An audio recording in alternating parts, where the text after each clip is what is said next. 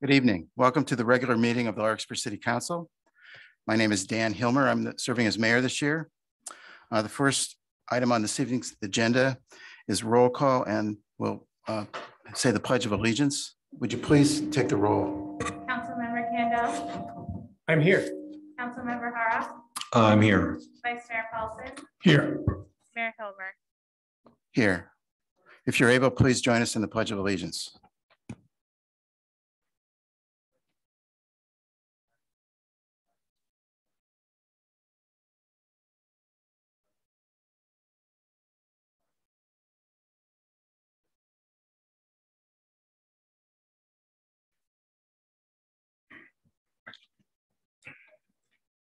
Thank you very much. The first item on this evening's agenda to be dealt with is public comment. Are there members of the public that would like to ask questions or make comments with regard to items that are not on this evening's agenda? Allison, would you check the queue? Looking for any raised hands in our Zoom audience, as well as anyone from the council chambers. And there's no public comment. Thank you very much. The next item on the agenda are presentations and proclamations. This evening we have one item, which is the Larkspur Chamber of Commerce update from the Executive Director, Julie Cervetto. Hi, Julie. Are you with us this evening? Our audience, and I've requested her to join as a panelist.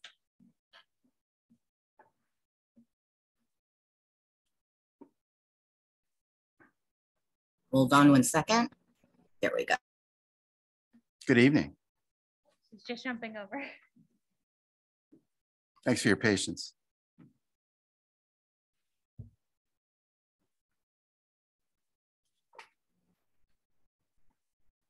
Can you hear me? Yes, we can. Okay. Welcome. My camera must not be on. Let me turn my camera on. There we go.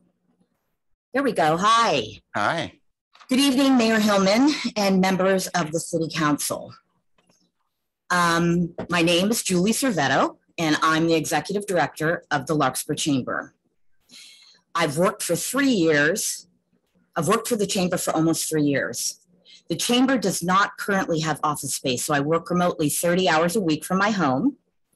I'm born and raised in Marin County, grew up in Larkspur and Kentfield, and I went to St. Patrick's Grammar School and Marin Catholic High School. I have 4 boys who I raised in Corte Madera, and they also attended St. Patrick's and Marin Catholic High Schools. My career expertise are in event planning and board management. My last job before coming to the Chamber was Director of Special Events at the Berkeley Repertoire Theater. Julie, we have agendized an update about the Chamber of Commerce. I'm sorry, what are you saying? Our agenda lists that you're going to provide us an update regarding the Larkspur Chamber of Commerce. Right, I'm just doing a bit of a presentation here. Okay, well, this sounds like more about yourself. Well, I thought I'd tell you about myself since a lot of people don't know who I am. And well, I'm sorry. Please continue. Okay. Anyway, let me move on. So I'm going to tell you a little bit about our chamber. Our mission statement is the Larkspur Chamber seeks to unite businesses, individuals, local leaders of Larkspur, Greenbrae, and Kentfield with a mutual goal of achieving a better and more prosperous community. The Larkspur Chamber consists of the area that includes Larkspur, Greenbrae, and Kentfield. Role of the chamber is to engage with businesses and to support them in any way we can. We are here to generate unity, cooperation, and spirit within the business community. To help improve the relationship between the City of Larkspur and our businesses. We support the City of Larkspur in their goals and would like to collaborate with them and create some citywide events or programs that build cooperative spirit. During the pandemic, we showed our businesses extra support. When they were shut down, we set up a fund to raise money to help our local businesses that we knew were struggling. With the help of the City of Larkspur, the County of Marin, Larkspur Community Foundation, and some very generous donors, we raised $51,000. We were able to award $15,000 in grant money to 31 local businesses, in which any little bit really helps. So this was a great help to them. The chamber reached out frequently to local businesses during the pandemic to see how we could help. We provided up-to-date pandemic employment, new mandates, and shutdown information to our members on a regular basis. We answered questions and provided ongoing support to businesses recovering from COVID shutdown. We also assisted members in applying for and receiving local and federal PPP loans, grants, and other relief services. Our goal as the chamber is to create programs and activities to educate, cultivate, and allow for development of businesses. We strive to provide social activities and events for our neighbors to get to know one another and enable business networking. We attend regular meetings with the county supervisors and Dr. Willis from the health department to keep our members informed as to what changes are occurring with the pandemic.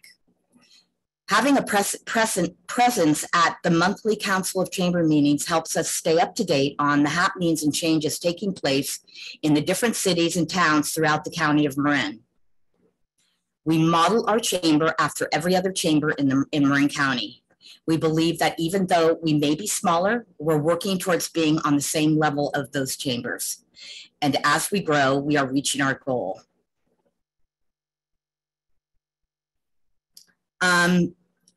Some of the things that I, as the executive director, do for the chamber and get involved in for the chamber are the Marin Council of Chambers, the Marin Recovery Committee. I work with the SBD, which is a Small Business Development Center, to bring available workshops and grants to our chamber businesses. I'm on the DEI task force, which is the Diversity, Equity, and Inclusion Task Force, and are part of the We Are One program. I attend the Marin Economic Forum so I can provide the chamber members facts about Marin's economy and variables that affect our local businesses. I represent the Larkspur in the SWIG, Transportation Authority of Marin Stakeholders Working Group for Highway 101 to 580. I'm also involved in Spirit of Marin, Marin County Job Fair, countywide mixers.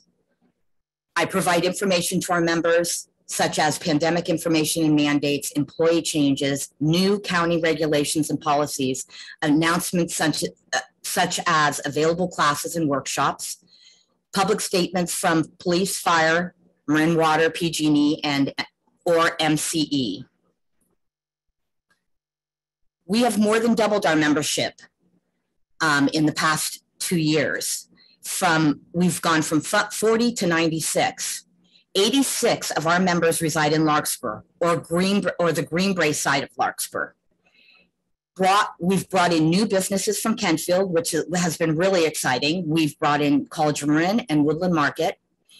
We've also been able to add Marin Health, and they joined, and they also provided a staff member to become a board director, which really made a difference for us.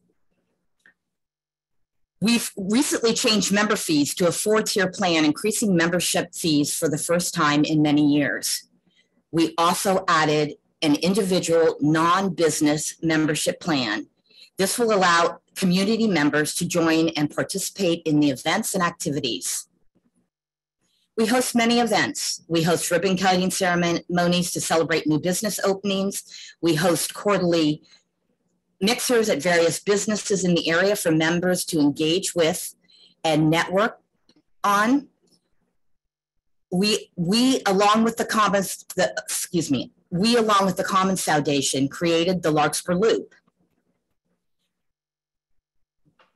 which is an 8-mile biking loop that links neighborhoods and businesses in Larkspur, Greenbrae, and Kentfield. We held our loop kickoff event last summer. We designed an interactive map showing where our members' businesses are on the loop. This loop will allow the chamber many opportunities to provide different events for our communities and for our businesses to thrive from them. We host the Wine Stroll every year, which is our biggest fundraising event. Last year, we had 750 people in attendance. This year, we hope to have 1,000.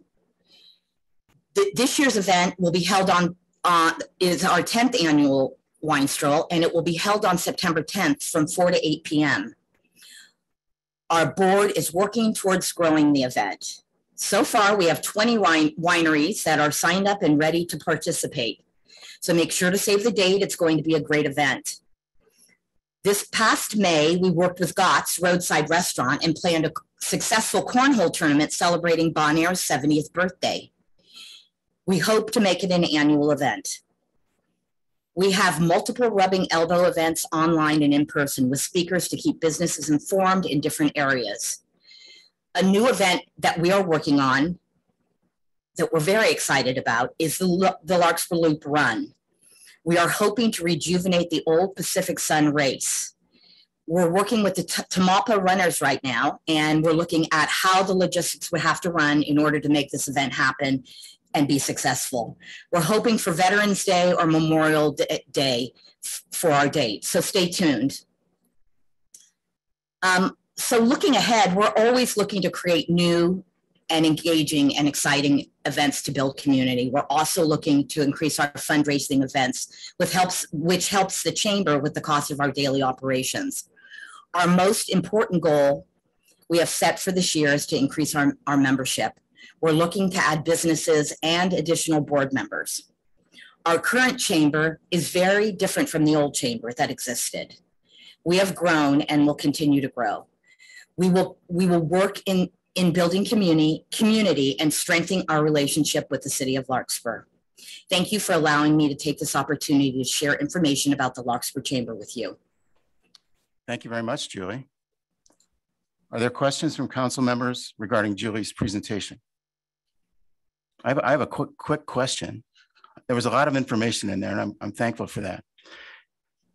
Would you be able to give me one example of one business and how they've shown an improved business outcome as a result of their membership in the Larkspur Chamber? Sure. Well, let me talk about Gott's. We approached them and we put together this cornhole tournament for them, and we have been doing advertising for them. We created this event. We brought in a lot of people to participate. The event was full of energy and fun, and people were excited to be outside, and Gott's restaurant absolutely thrived, and their restaurant was full. Their bars were full. We did multiple, we put up multiple banners. We publicized on all of our social media. And I think that being a member of our chamber really benefited Gott's and really helped them to bring in more customers and kind of get back to steps, after the pandemic has ended and people are getting back to normal. So. Thank you very much. Mm-hmm. Are there council members that would like to make comments regarding Julie's presentation? Julie, that was great. Thanks so much. Thank you very much. We'll look forward to seeing you next time. Yes. Bye-bye. Bye-bye. All right, the next item on this evening's agenda are public hearings, which we have none. We have several business items. The first is a workshop discussion on the current prohibition of short-term rentals of housing units and potential Mr. Mayor? implications. Oh, I'm sorry, Mr. City Manager. I didn't know if you wanted to take up the consent calendar and a few of the other My mistake. items. I'm off and running here.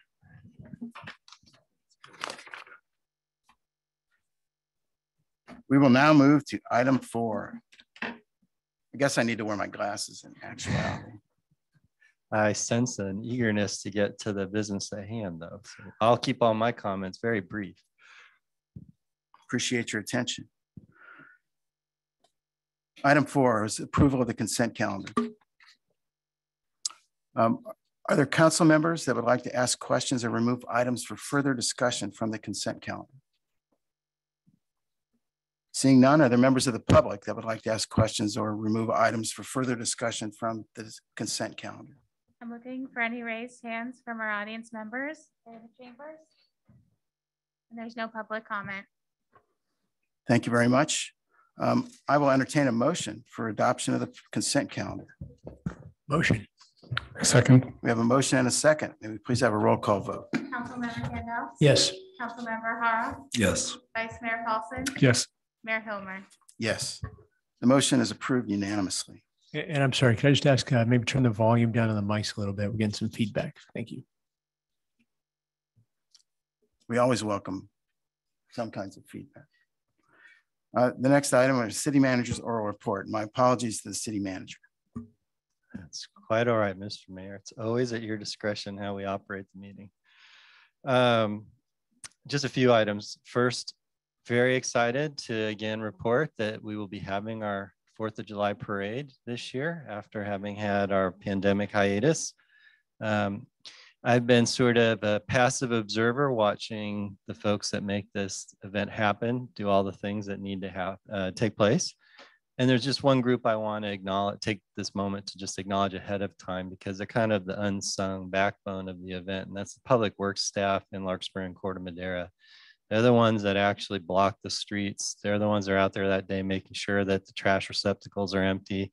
They're also the only ones that I think actually remember exactly what to do because I checked in with them and they've already done all their prep work and are ready to go because they're a seasoned crew and they've got a nice checklist. So that gave me a lot of assurance that at least from that respect, things will do well. But if you see some of our public works crew out, wish them a happy 4th of July and thank them for working on a holiday. Really appreciate it.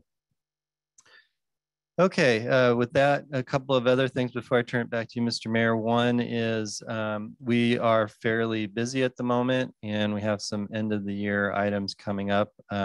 We are evaluating, as are a number of cities, whether to join the county, which is going to put forward a 3-month extension of the eviction moratorium. So we were working with the council to figure out a special meeting to discuss that particular topic. So we don't have a date or time locked down yet, but I think we'll be announcing that soon. I know there's some interest in the community about that. Secondly, a project that some folks in the community are aware has kind of slowly been developing in the background. It's called Magnolia Village. It's the shopping center. The old Corbett's was sort of the anchor tenant of.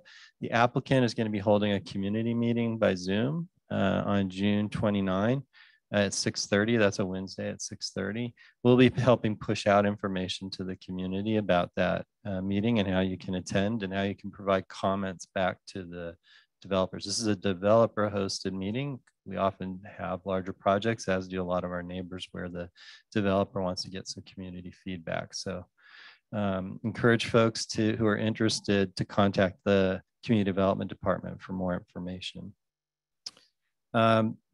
Also a reminder, we won't have a first meeting in July. It's close to the July 4th holiday this year. So we're gonna be dark and then we will have a fairly lengthy meeting on July 20. And so be prepared, council, community, expect a little bit longer meeting.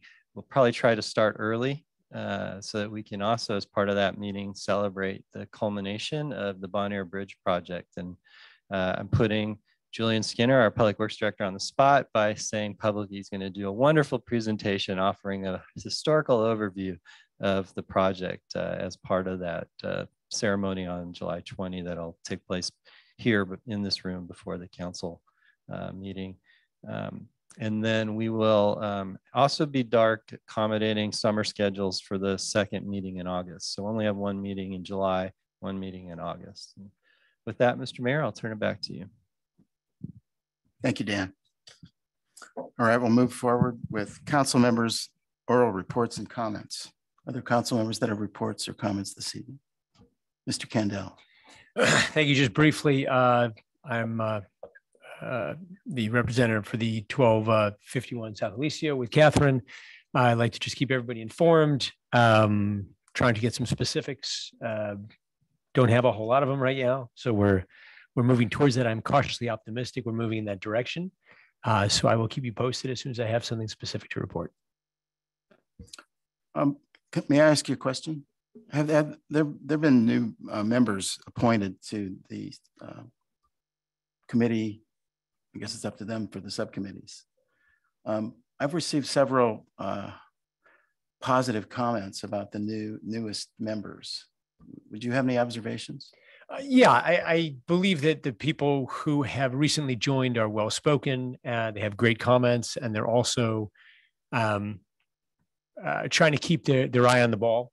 You know, it's people, it's a much better conversation when not everybody agrees, and you have people who are trying to move the conversation in the direction that I think the community wants. And I think that's what's happening. You know, so I think we are making progress, and part of it is due to the new members. I think it's everybody wants to move in the right direction. I think everyone's just being cautious about coming out with specifics. But as soon as, like I said, as soon as I have specifics, I'd be happy to report them. Thank you. And thank you for your service and efforts with regard to helping the city work through this. Other council member reports this evening, Vice Mayor Paulson, and then we'll go to Kevin Haroff. Great, thank you. Very briefly, so we have the Housing Element Steering Committee is meeting, I believe it's Thursday, the 23rd is the next meeting. And I first just wanted to thank our Director, Community Development, Elise Simone. We had a pretty robust conversation with another member on the Housing Steering Committee, Brock Wagstaff, who's also on the Planning Commission. And I just really want to encourage the council members here to listen in or to try to, I know Councilmember Haroff and I are on this together, but I feel this is, you know, moving along and fairly important. And we've been given a hefty homework assignment of objective design standards. And I'm hoping more and more that we can start breaking it down for the public to digest. And to that end, I've been reaching out, and we'll be doing some emails later this week to try to get members of different communities to at least understand that we have a website called Living in Larkspur. And if you go to the website, you can kind of get the big picture. It's a little bit difficult for some people to use. But again, I feel in 2022, this is one of the more important decisions, you know, happening here. And I just don't want the community to miss the opportunity to voice their opinions, to be engaged, and to provide input. So I'll continue to bring this point up and look forward to the meeting on the 23rd. Thank you. Thank you. May I ask a question?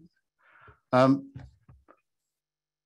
My understanding is that the effort behind this is to find acceptable ways to include more housing.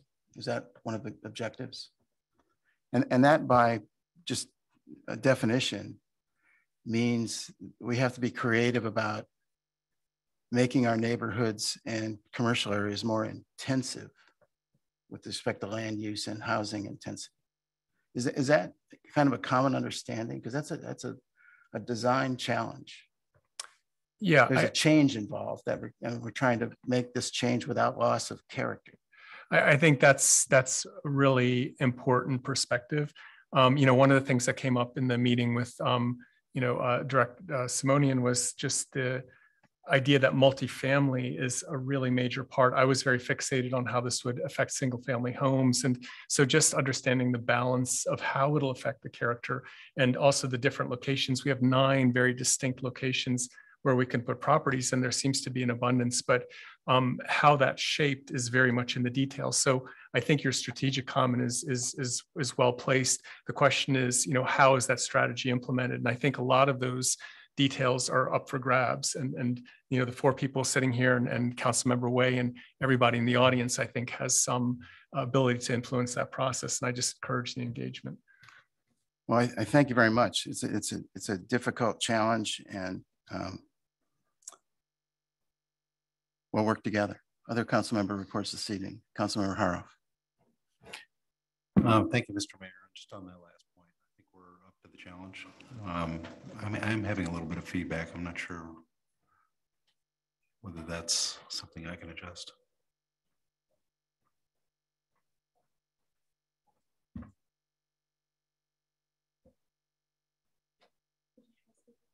Try it again. That's a little better. Yeah, thanks. The housing element is a challenge. It's been a challenge for years. We're getting to a crunch time with that. But the mayor's concerns are well taken. and will be considered as we go forward with this process and bring it back to the community. The housing element is a big deal. So we're going to work hard and make it successful for our community.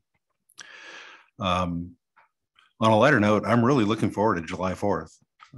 We've got that parade coming back. It's exciting. I have reluctantly declined to serve as a judge of the parade this year because I'm conflicted because of my new role on the Chamber of Commerce. Good news is I get to ride in the parade.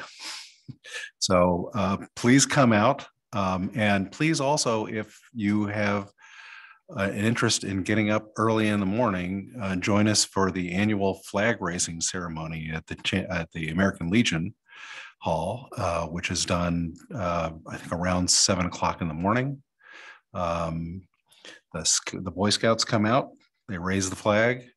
I have been asked again to perform my ceremonial role of reading the Gettysburg Address, which I have done every year for many years now.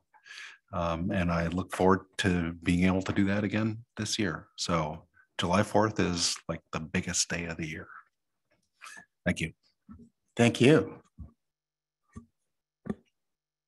We'll move on with the agenda. We have no public hearings. The first business item this evening is a workshop discussion on the current prohibition of short-term rental of housing units and potential modifications to city regulations. Now we have a staff report. Thank you.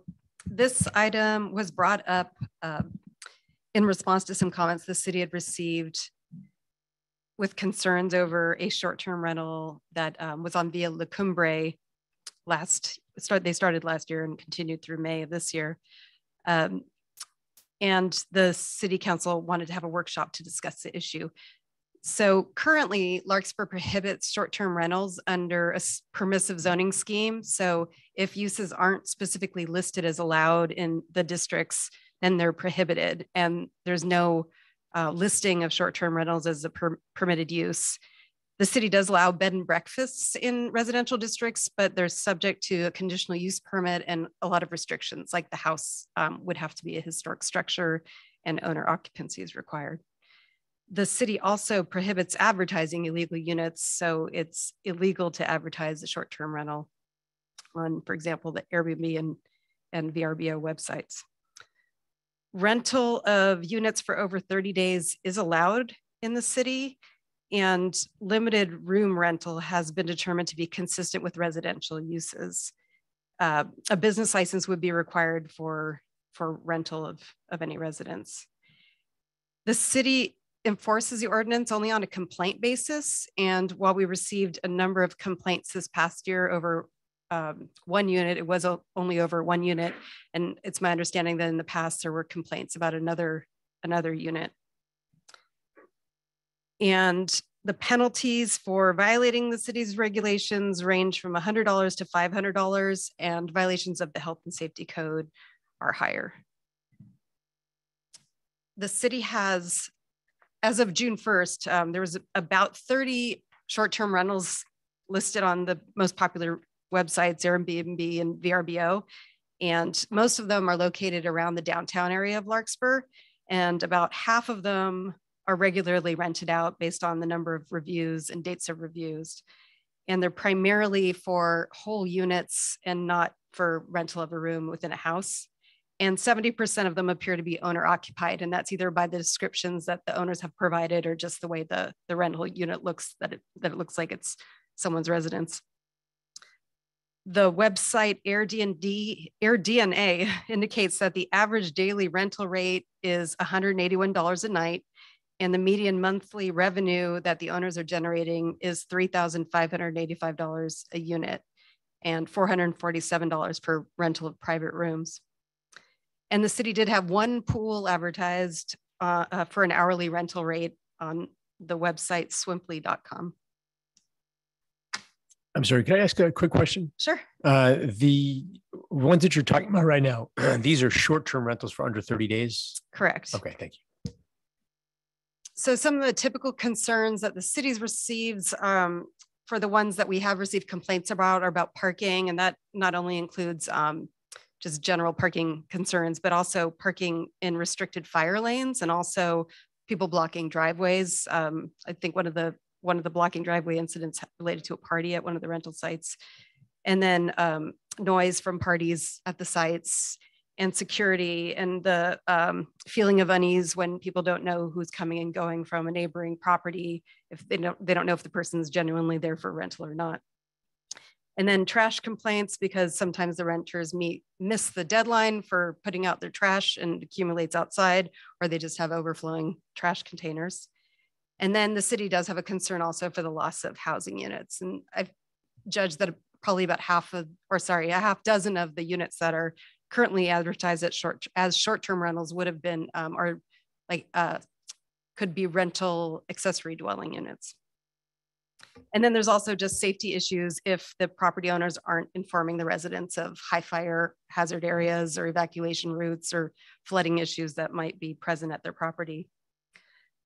Finally, the city does seek to foster a sense of community, and that could be undermined if a large portion of the population becomes transient. For benefits, a lot of these were noted by the correspondence that you received for this meeting. Some of the property owners enjoy extra income, and that does actually make their homes become more affordable to them. And the units do attract tourists to support local businesses. The city does have the potential to have a transient occupancy tax, and the units, because they're more unique, also provide an alternative to the one hotel that the city has for visitors to Larkspur.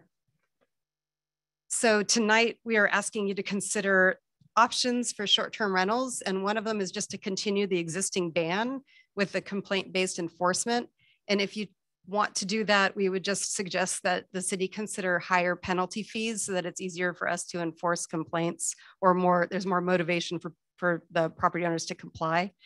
And also we would like to consider methods of enforcement on the evenings and weekends when the complaints are usually received, and we really need to sort of catch the people in the act.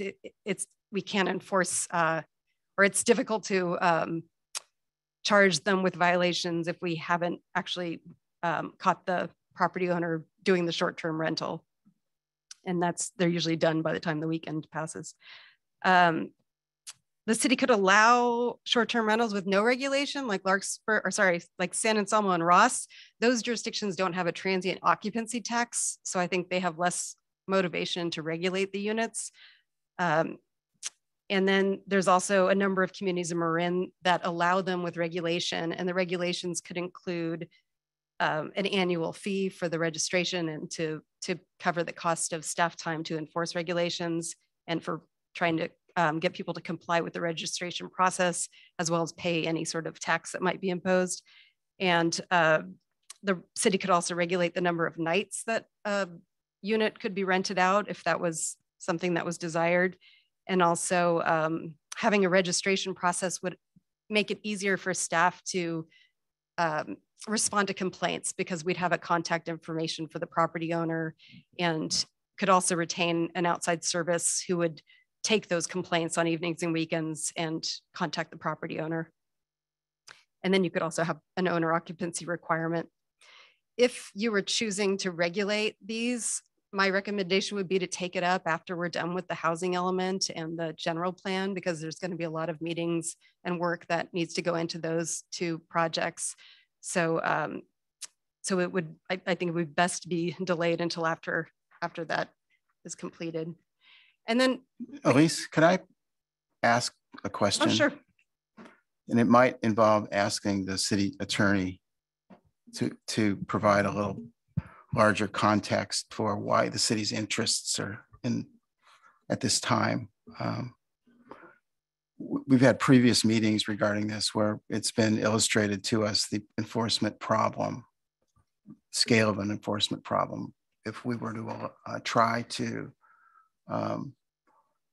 create more of a market-friendly environment for these units, and this is where I'm going to ask for your help. And it's because the Airbnb companies don't want they don't want to tell us about where all the listings are. Is that right? So we have a problem, an enforcement problem. Should we choose to regulate?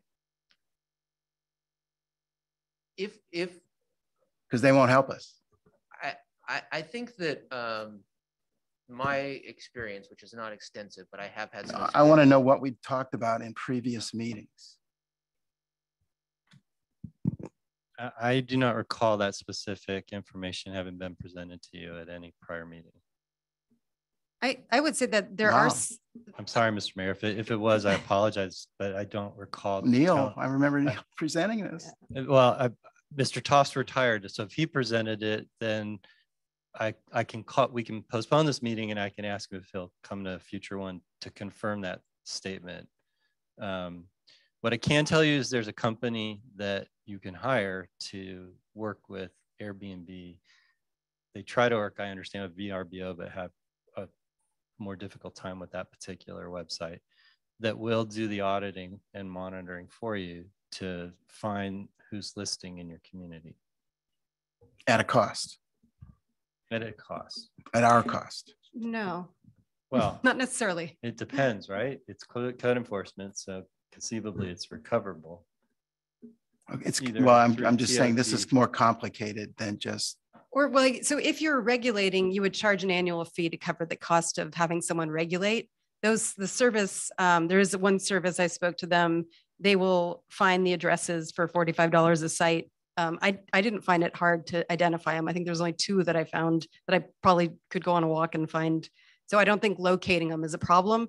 What would be a challenge is having them. I don't think Airbnb necessarily turns over the revenue they're getting. So that particular site monitors, I think they said something like 60 short-term rental sites, and they have computer programs that are analyzing how many days they're renting, like when the unit's free and not, to try to generate, to see if they're paying adequately for whatever revenue they're generating.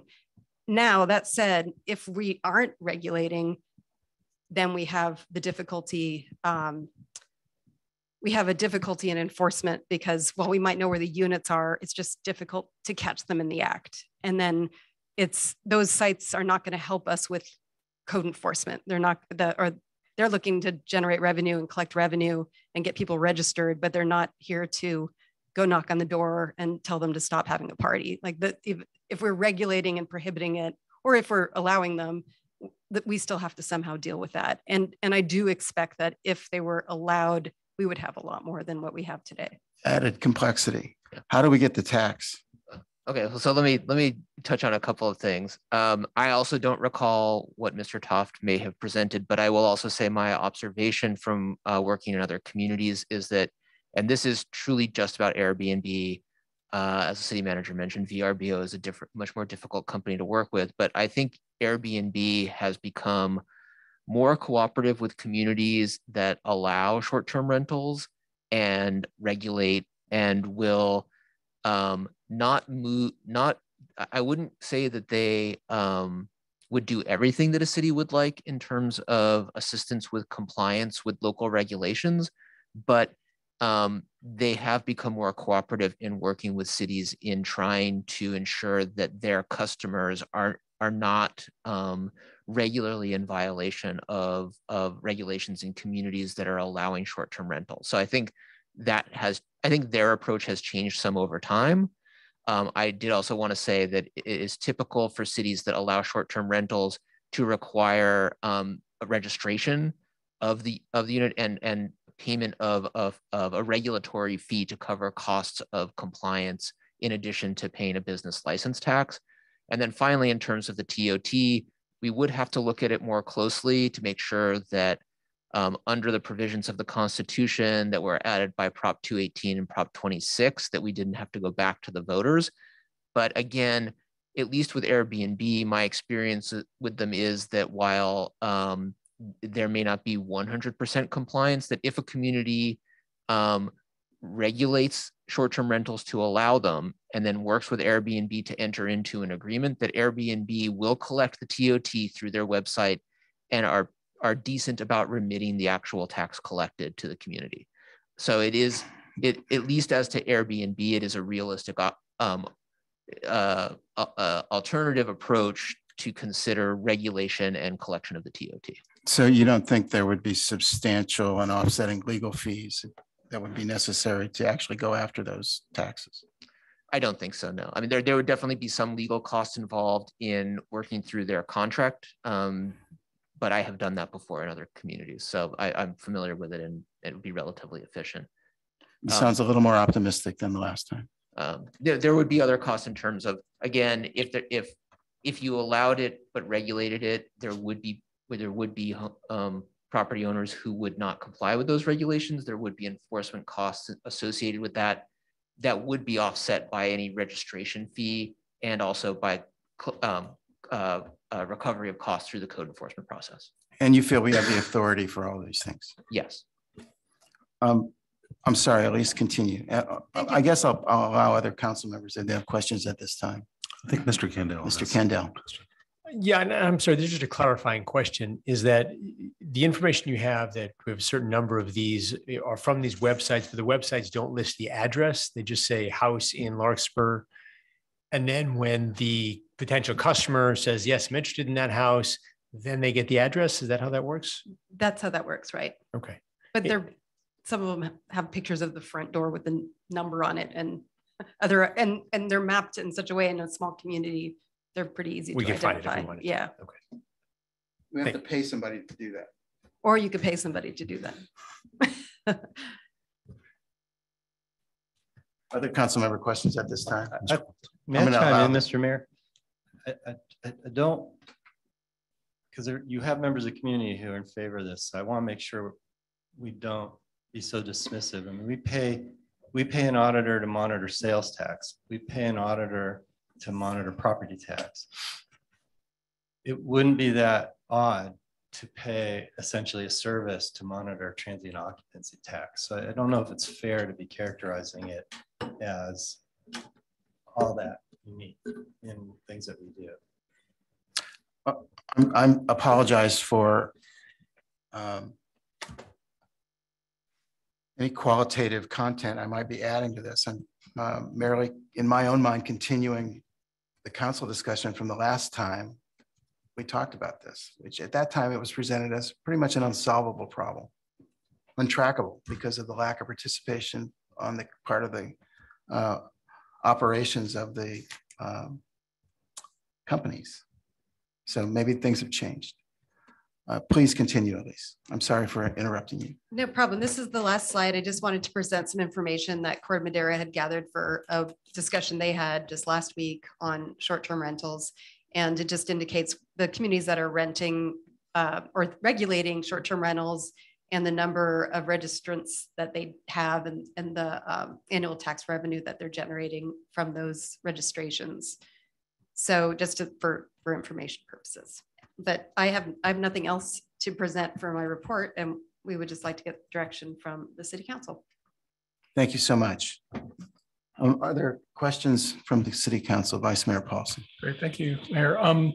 Thanks for that report. Elise, a couple of things I was wondering, just to better understand the complaints, that prompted this. Was the property that was 329 Via La Cumbre, the one that's okay? And that one, I looked at the attachment one is actually is a 30-day rental. Right now, it's advertised as a 30-day rental. Okay. So it seems like of the 30 properties listed, I noted two things that all but two are owner occupied or unknown. So I was concerned that possibly investors, REITs or something. So it seems like a lot of these are owner occupied. And then that one was in a different category. It's not exactly an Airbnb, like stay for 3 days. It's a 30-day minimum. Well, now it is because we enforce the complaint. Okay. Second question, I have three. The second question was on the grid also. Have you gotten any feedback? I see there are 9 policies essentially that for example, is there a parking requirement? Is there, revocation provisions, guest info posting and all that? And I sort of rank them based on the complaints that you said we get, like parking's a big one. So I sort of put that one at the top if we were to pursue this. Have you gotten any feedback or information about those cities enforcing these policies, whether they've had a reduction in complaints or any change in behaviors? No, I haven't. Okay.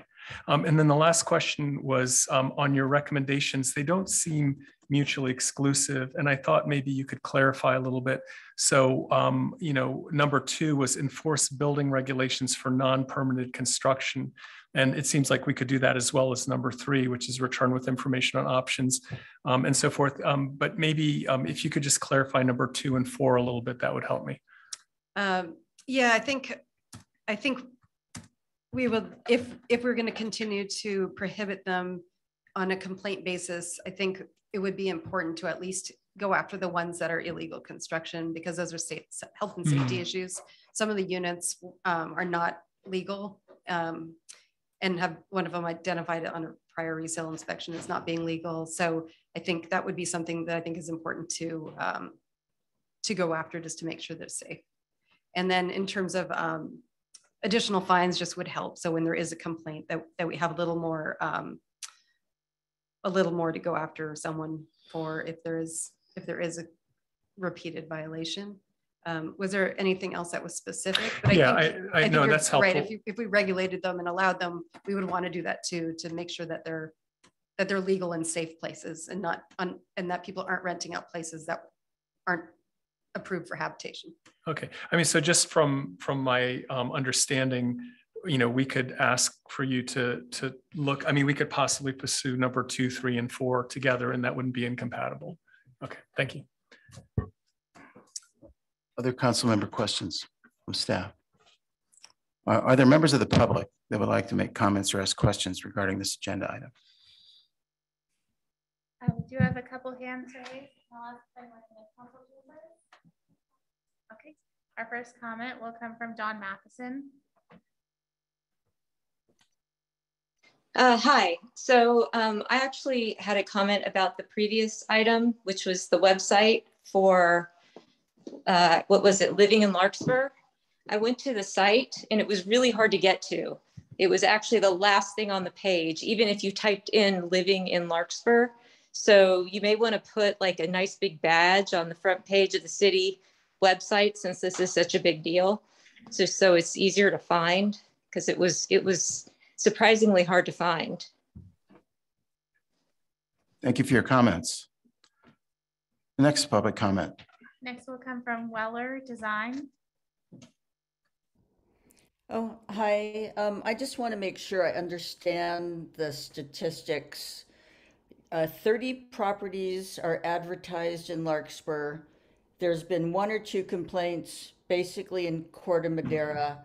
Does anyone have an idea of how much the income from visitor-related amenities has benefited from the guest? So I'm just wondering if there's a like ratio of benefits versus 1 or 2 complaints, and if I'm understanding everything correctly. Is it worthwhile? Would be my the bottom line there, to do anything other than have complaint based if you only have 1 or 2 complaints? Thank you for your question. Would staff care to comment? I think that's one of the issues that you're here to discuss tonight, is to take those issues into consideration. I do not have any financial statistics on the type of tourist revenue that these units bring in. There may be something like that available. My instinct, Mr. Mayor, is that the most recent code enforcement case would have exceeded the annual revenue. If I go tally the costs, the annual revenue that we would generate from short-term rentals. The reason being, if we have to actually pursue a complaint all the way to adjudication, it gets costly, which is what occurred in that case. And I'm sorry, can I ask Dan, have you received, or are you aware of staff receiving either positive or negative feedback on the short-term rentals? I mean, do you have any feeling of how the community feels about this? I'll jump in just because I've been at this issue a little longer. My instinct is that when folks are renting out a room in the house that they occupy, or they're renting out an apartment or a room in their apartment, nobody's noticing and nobody's complaining. And I think it's because the owner's there and the behavior is different. The type of person probably that's renting that particular option on a short-term basis is probably behaving a little differently. The references the mayor's been making to presentations from 2015. And at that time, someone was listing their house in a hillside residential neighborhood that's accustomed to being very quiet, and it's very echoey in that particular part of the hills. And it was being rented pretty consistently when it would go up. When the family was out of town, they would list the house, and then it would create a lot of noise, because when you rent a whole house, I think what happens a lot of times is folks, even if it's just, even if my family rents a house with Airbnb, there's a decent chance we all sit out on the patio and we talk, and maybe we play a little music or something. And if that's going on every night that it's being rented, the residents start to notice behavioral change. And as Ms. Simonian noted, parking starts to get noticeable. There's a lot of cars in the area that aren't there before. The most recent issue engendered a lot of complaints because there was a lot of coming and going at times, and that activity was causing some consternation for some of the neighbors, whether it was particular behaviors of individual renters or whether it was just the volume of activity was causing concerns. So those are the two big ticket ones that fall into the short-term category that we've had over the years. Frankly, most of the time when folks get a call from us and we say, hey, your neighbors complained, it looks like you've been listing on Airbnb or VRBO or one of these sites, they go, I didn't know it was prohibited, I'll stop. And that's probably the number one response. I'm sorry, I didn't know. Or how do I get it? Once in a while we get, how do I get it made legal, because I'd really like to do this some more, which, there's enough of a critical mass, I guess, over the years of that inquiry that it was time to have this workshop again too. And I wanted to add to that we did notify all the people that we knew are listing on Airbnb and all of their adjacent neighbors, and didn't receive a lot of response, except for people who are renting that want to continue to do that. So I think that's telling also. Other council member questions? Are there other members of the public in the queue, Allison? Comment will come from Linda Dunn. Yes, good evening, council members. My name is Linda Dunn. I'm actually the attorney who represented the homeowner that has been at quite length of discussion this evening.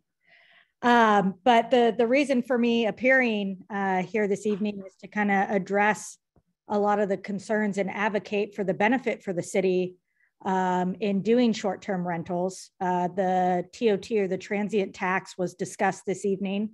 Some cities charge 14, 15, 16% tax for the city, which would be a great benefit. There are processes that have been improved for the cities to go through the regulation of these short-term rentals. Having gone through the most recent process with the city in regards to the enforcement, I found that there were some issues in the enforcement process and the evidence that was looked at. A lot of the issues were easily remedied by providing a lot of the evidence that was sought by the officer who did the hearing. And so a lot of that was submitted, and that went quite well. But overall, I understand from this evening's hearing, particularly Mr. Mayor, your concern is this a regulatory thing that can be done by the city quite easily? And the answer to that is yes. A lot of cities have been implementing that much more these days.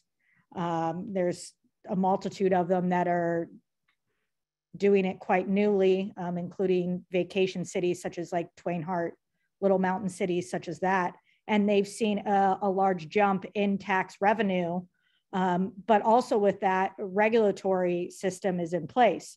So obviously there's going to be a set amount of fines. I think everybody's issue with the short-term rentals that was brought up tonight, such as parking, noise, and trash, could be easily remedied by a set schedule of fines. For example, if a party is found over the weekend, that particular party can be, that person can be fined a significant amount of money. I know Elise brought up, $500 or so for a fine.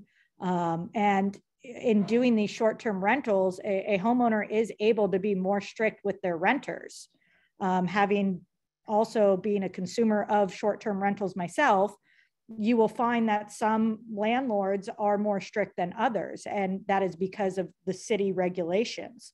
So I do think that it is possible for the city to put in a regulatory system that would be much more efficient than the one that is currently in place for the city, that would allow for tax revenue and, of course, a fine process to fine those who abuse the system. The one that was discussed here tonight, there was no abuse. I think it was more so of particular neighbors feeling a certain way about coming and going of traffic, more so than anything else. We're trying to keep our public comments to 3 minutes per speaker. Sure, I understand, and I imagine I am at that time limit. If you have nothing new, I would thank you for your comments. I have nothing new. Thank you for your time. Thank you very much. Allison, may we have the next public comment? Next speaker will be James Holmes. James Holmes, Larkspur. From my standpoint, the current status of short-term rentals brings to mind the old saying that if it ain't broke, don't fix it. I think that the status quo here isn't too badly broke and doesn't need much fixing, and what could use fixing is easily done. First, as suggested, raise the fees to allow a greater enhanced deterrent effect. And secondly, when information comes to mind that rentals are occurring, just send out a form warning letter and to those advertising it. When contact information can be found, you could just type in the contact information in a form letter. An intern could do it, or a volunteer. Heck, I'd volunteer to do it if I had better computer skills. Also include, I think you should also include something more explicit on the website regarding the prohibition. The other point to emphasize, I think, is the impact on the loss of rentals and ADUs, which the staff report mentions. Some of the planning commissions are already concerned about ADUs not being used for rentals, and allowing short-term rentals would certainly increase that possibility and be contrary to our housing goals. I'm also a little bit leery about taking on a whole new permissive regulatory program when we are struggling to accomplish our current code enforcement. And finally, I think we should recognize what short-term rentals really are. They're mostly a financing tool that enables people to buy more houses or buy more house than they could otherwise afford, and then use the rent to defer the increased mortgage and leverage their equity.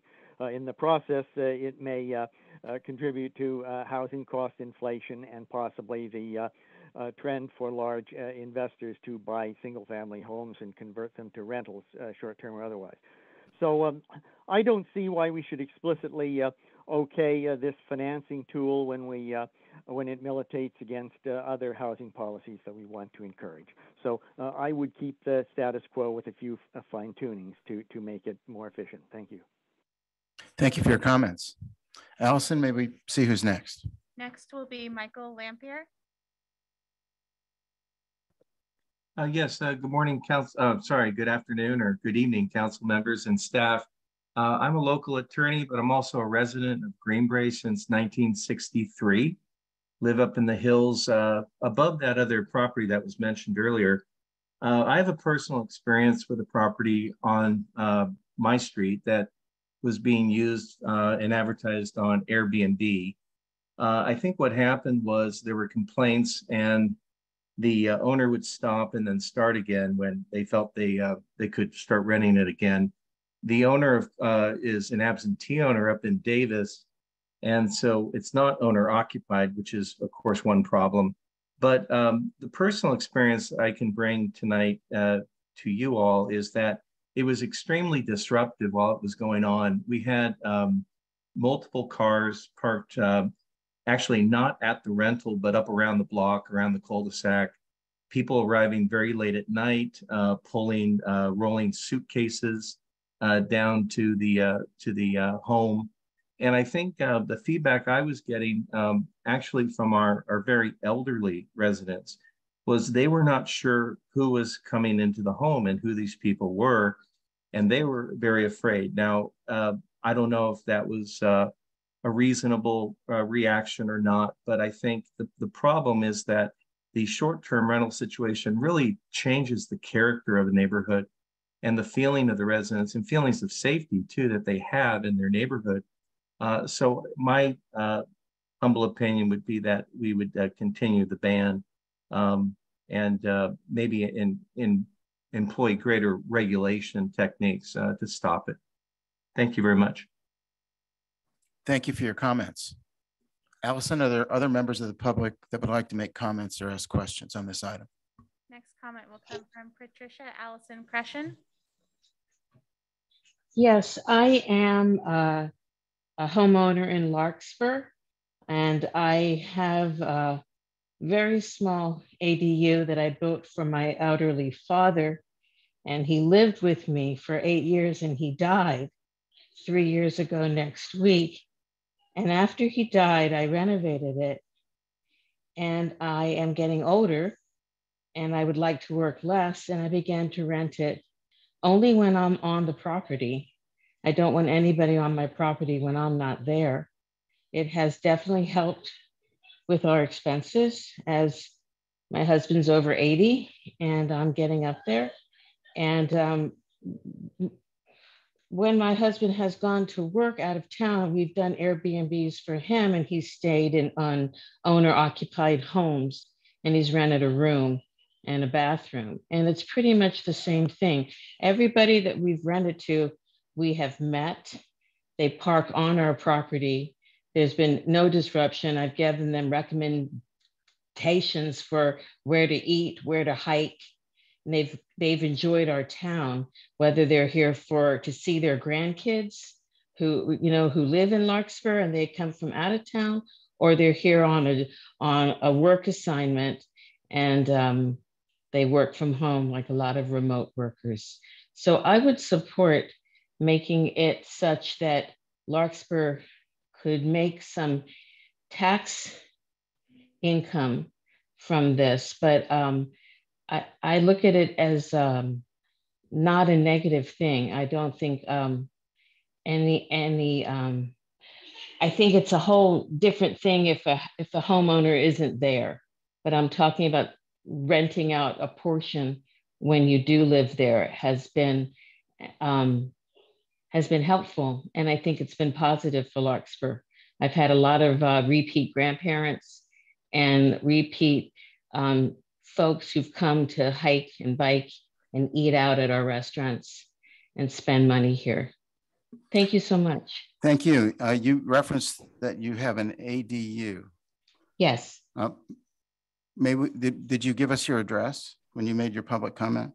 I'm at 42 Orange Avenue, and I did it all up to code, and the town signed off on everything that we built. It was a very small unit. We asked for no variances and went through the engineering and design review, and it's been on our property for over 12 years now, most of them occupied by my father. Well, we appreciate your comments. Thank you. Thank you.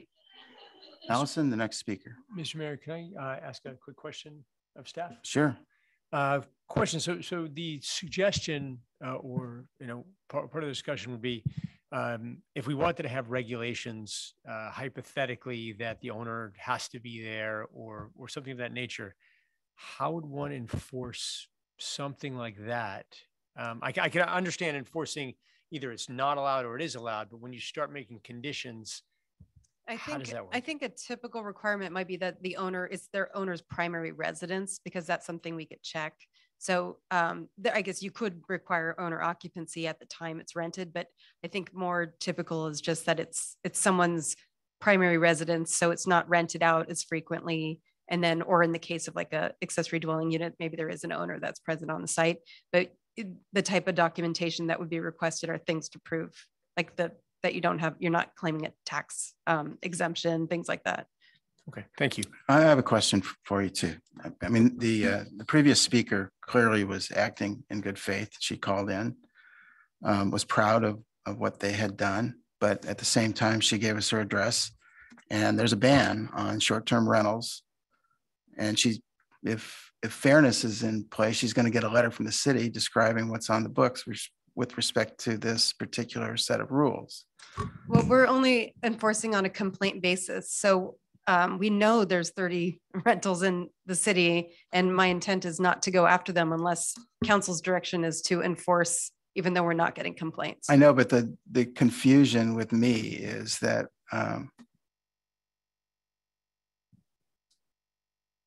it just doesn't seem that this can be applied fairly under a complaint-based system. I think that's Mr. City Manager. Yes. So first, in pulling from recesses of my memory, things I do remember was the direction of the council in 2015 was to continue to have complaint-based enforcement. So the staff is doing what the council said they wanted done when we last had this discussion. That's how we do most of our code enforcement. We've talked in other workshops. If the council would like, there's a whole nother way to do code enforcement. You can hire code enforcement officers who work for us full time and go around the city and find violations and address them. That's never been the direction that I've received, but I'm happy to go in that direction. This particular issue is one you could give us that instruction. That's what you would like us to do. But until then, the council direction has been complaint-based. Do everything on a complaint-based basis. So you need to resolve that as a council and give us instruction. And this really is a policy question for the council to discuss. My recollection is we couldn't solve it then. I mean, it may not be able to solve it now. Well, I have the benefit now myself. Ms. Simonian has the benefit of the community she was in last where they were allowing it, but it wasn't regulated, which offers a different perspective too. When we have had to regulate it, the tools are bad. Because the code's not written very well. So the way I see this workshop going is if the council's inclined to continue to have it be illegal, we need a better regulatory scheme. So one set of direction from this meeting could be, we still would like it to be illegal, come back to us with a better regulatory scheme. And we'll do that because we've learned a lot in a couple of recent cases about ways we could do that. And you have in your report that there are some tools in state law that would be helpful. Likewise, if your inclination is to make it legal, I think we need to come back and facilitate a different conversation where we get into some of the minutia that Councilmember Candell was starting to allude to. How could we limit it to this behavior? How could we control that behavior? And there are some tools we could bring you potentially to do that. I think, as Ms. Simonian said, given our current workload, we'd like to do that probably in the fall or winter when we're closing out some of our big ticket projects that have some general implications here too, because it's all about housing stock and availability of places to live, whether it's short-term or long-term. But we can do that. But you need to wrestle tonight with which way do you want us to go? And then we can kind of get to these secondary questions of what direction you want to give us so we can get you there. Could you please repeat the phrasing that you used a moment ago when you described continuing to ban, but come back with better regulatory scheme? Did I catch you there? Well, that was one possible I'll be direction. very frank. anyone. I want to get it right when I repeat them. That's what I'm asking. Okay, well, I mean, that's the direction, what I just said, and you just said it back, but I'll be very candid. I'm pretty good with municipal codes. I'm pretty good at reading them. I had to read it 3 times to figure out that it's actually illegal in Larkspur. And nobody should have to work that hard to figure out that something they want to do is not legal. So that's what is problem number 1. And then problem number 2 is, if it is illegal, what exactly should we do if somebody's violating it? Right now, I can tell you in this most recent situation, we had a lot of chats with the city attorney at cost to kind of make sure we were using the tools that we were legally able to do. So it would be better if it was very clear in the code or the law which tools we had made available to staff as an enforcement mechanism. Thank you. Councilmember Harrell. Thank you, Mr. Mayor. I'm kind of hearing you loud and clear on that. And if you want to go in that direction. No, I understand that. But I understand what I would like to have a better understanding of what going in that direction means as a practical matter. Because the staff recommendations here are kind of a little bit all over the place. What I would be comfortable with personally would be continuing the overall regime that we have, but really clearing up what we have in the code to make it obvious to both you, to me, to property owners, exactly what the code allows and does not allow. And it seems to me that could be done in the short term. But it's a little unclear whether we have a proposal in front of us right now about how to do that. And we may have to wait until we, clean up our overall housing element and other things that we're working on. But it seems to me that this could be done in the near future. Well, again, this is a workshop, so the goal is to get general direction. I understand. Right. That would be my suggestion for general direction. If the desire if the general consensus for direction to staff is that you want to ban short-term rentals, staff could come back fairly quickly because there's plenty of code out there to look at from other cities. And exactly. Say, this is how they're doing it. We totally understand this, and here's how we would go about enforcing it. And that's kind of where I was going with my question. It seems like it shouldn't be that tough to do that if that is the direction that we collectively provide to you. Yes, I agree with that comment. I think if you want to go in the other direction, we need another workshop or business item, because we do need to talk about some of the more subtle issues of what we would allow and wouldn't allow that Councilmember Candel's questions alluded to. But I think the question for the council is, do we want to ban short-term rentals? I mean, if we do, great. We put a $10,000 a night fine, and people are not going to do short-term rentals. But the question is that in Larkspur's best interest, or do we want to allow and regulate short-term rentals? I think that's the conversation. And I really don't know, because I think it's a fairly complex question, and I haven't heard feedback from the community on what people want. I mean, we're talking about it tonight really for the first time for me.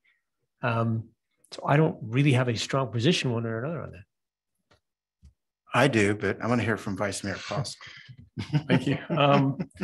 Yeah, I thought I'd just make a couple observations. One is, to me, the starting point of our decision making isn't really a complaint from 329 Via La Cumbre. I think the starting position is we're trying to maximize benefit to the community. And on the one hand, having short-term rentals has value to the community. We know that we're a county and we're a city where people are house rich and cash poor. And if you look at the public comments and some of the staff comments, I think there is value to allowing people to enjoy that economic benefit. Now, on the other hand, the main concern is that you don't want parking problems or other nuisances to the neighbors. So I think for my thinking that what we're really trying to frame is a way to maximize the benefits to both. And I thought the staff recommendations are really very valuable. And I'm willing to, ask the city to pursue looking at returning with information on options and costs of outside monitoring enforcement, because that is a lot of what we're asking. What's the cost benefits? Can it be enforced? What's unenforceable? Could you come back to us and do that? Because you've given us a very, very useful grid, which suggests that many other cities are doing this. And a city as big as Novato and Petaluma has about the same number of registered units as us. So it's not a problem that we don't need to fix. And I think leaving the public with this ambiguity is a disservice. I don't like the fact that our formal rules and our actual behaviors have such a discrepancy. I mean, public comment and everything I've heard tonight suggests that the people who are doing this are saying, well, we want to play by the rules. And there might be a few exceptions. So let's just make the rules so they can play by them. Or at least let's ask staff to come back and return with information on options and costs for outside monitoring enforcement. And while you're at it, number 2, enforcing building regulations seems like a good thing, and number 4 as well. So I'm in favor of us, coming back with information to actually try to see if this is a solvable problem. Making it for the public to easily understand what it is we really mean, I think is a very important thing to put at the top of our list. Other comments at this time? No, I agree with what Gabe just said. And if you made that motion, I would second. I'm not sure what the motion is. We're not making a motion on a workshop, are we? We're just I think trying the to give city you manager direction. knows what you mean when you Yeah. just say so moved. You don't have to make a motion because I just kind of need consensus direction of one way or the other. Or you can, you're not prohibited. So if you want to make a motion, you're welcome to do that. So would you consider Vice Mayor Paulson's comments consistent with your suggested phrasing of a motion earlier by continuing the ban, but return with information about how to regulate and create a program that would be in the city's interest?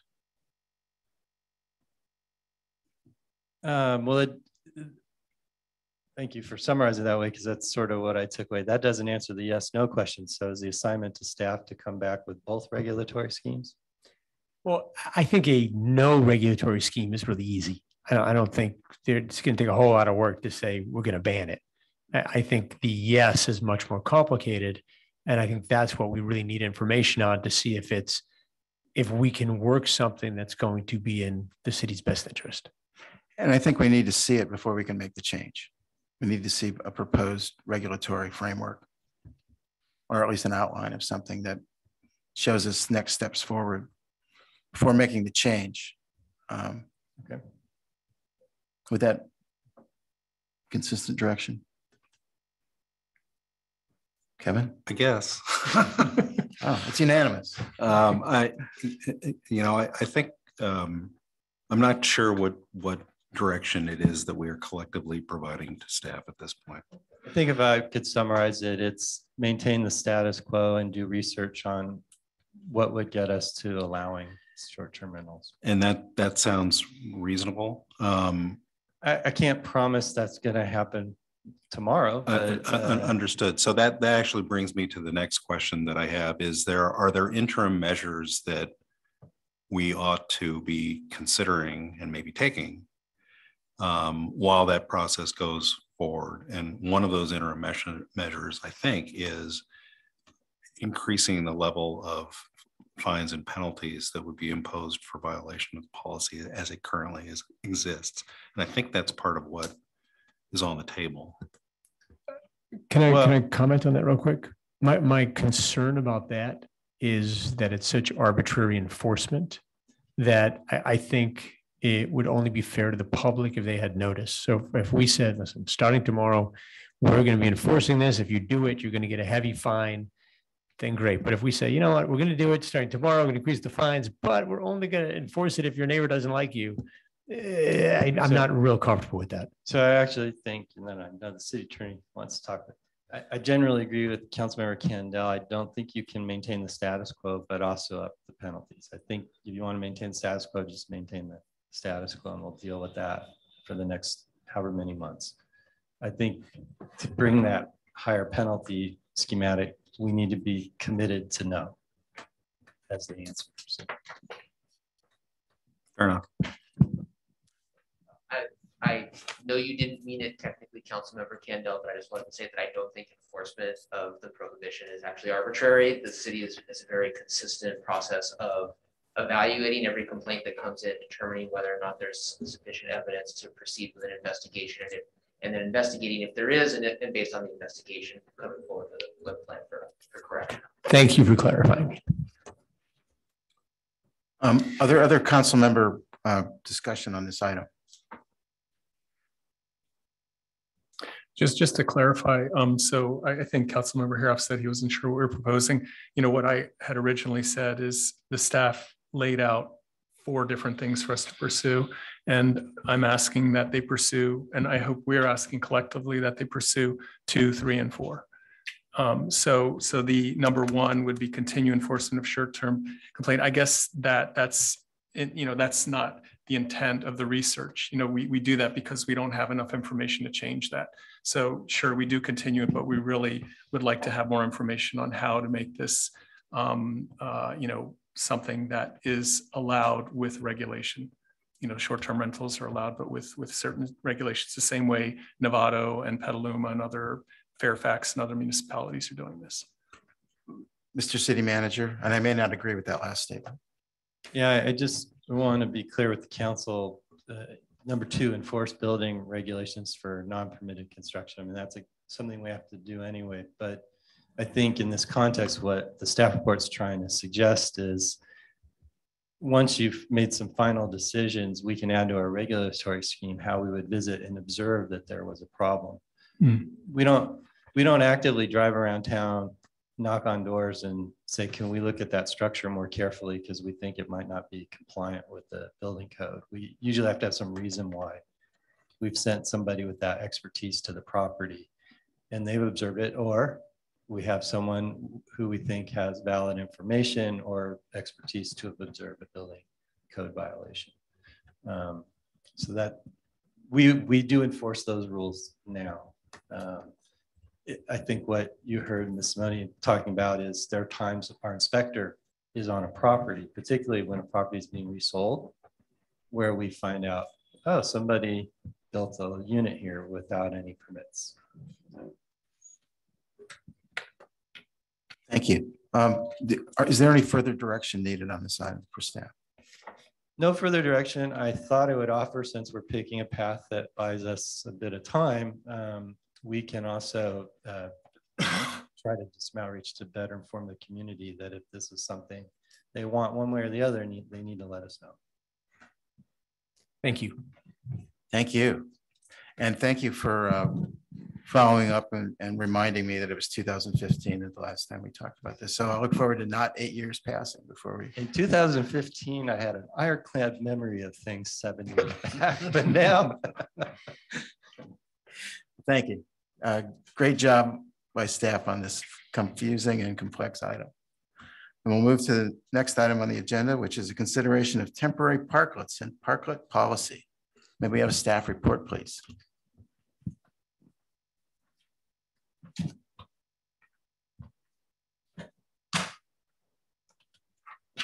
Good evening, Mr. Mayor, members of council, members of public. Julian Skinner, I'm the city's public works director. And so we are before you again tonight with a discussion about parklets. Again, 2 primary questions before you. One is the pending termination of all of the temporary permits that have been issued for parklets is June 30th of this year, so in a couple of weeks. So before you tonight is a consideration of whether that date should be extended out or whether we should require removal of all the parklets on June 30th. And then at our last meeting, the council asked questions about design standards if we were to extend parklets in the future. And so we stated we would look around and see what our neighbors were doing. And so we've got some of that information for you tonight for consideration. So If you're inclined to extend parklets beyond June 30th, we do have a series of considerations for what should be in a parklet policy and design standards moving forward. And then also to that effect, the question of, would you like to move forward and make some of these policies around parklets and the design standards permanent, such that we would adopt a permanent parklet standard? Or would you just like to adopt these for now in a temporary nature as we move forward with extending parklets due to the COVID pandemic? May I please ask a question of staff as we go ahead, primarily of Sky. Sky, do you have any way that you could reference the downtown specific plan at some point during this discussion or afterwards or something? Because eventually questions about parking and what the current parking issue in the downtown specific plan, how it's described. Because we may be asked to make a change in the policy that exists regarding the downtown specific plan. So I want to be able to refer to it later, and I don't want to interrupt Julian. Okay, well, I will pull it up now, but also if maybe if it's helpful for the council after this meeting, we can follow up with some additional information about that. Thank you. Thank you, Julian. Okay, thank you. So we do have these two components kind of outlined here. So the first one is regarding the temporary parklets. And so we see there are three options. One is you could choose to extend those temporary permits out to a date future. Again, the current date is set at June 30th this year, as is basically status quo, but just pushing the date out. The other option that was discussed at the last meeting is, could we push the date out, but also require some design standards for parklets if the date were to be extended. So that is another option. And then the third option would be just to say, no, we don't want the temporary parklets anymore. Let's terminate all of the parklets on the June 30th of this year. And then kind of as a follow-up, if we are looking to move forward and extend the temporary dates out, then there's a question of, do we want to take this and move it forward and work towards having a policy that would get amended into our code for in-street dining and for parklets and use of sidewalk and things like that. So should we get into the question of whether we want to extend with guidelines or work towards guidelines in a policy? These are kind of the 11 questions that we've presented before that we would look at, and that having looked at the other agencies and what's in work product they have to date, these are kind of the issues that are worked into some of those draft policies. There is a handout that's separate from this presentation that we provided that kind of summarizes where all the other municipalities in Marin are at. And as we've noted, Novato actually does now have an adopted parklet standard, parklet policy, I should say, and it does include design standard guidelines that talk about the size, the aesthetic, and the components that should and should not go into a parklet.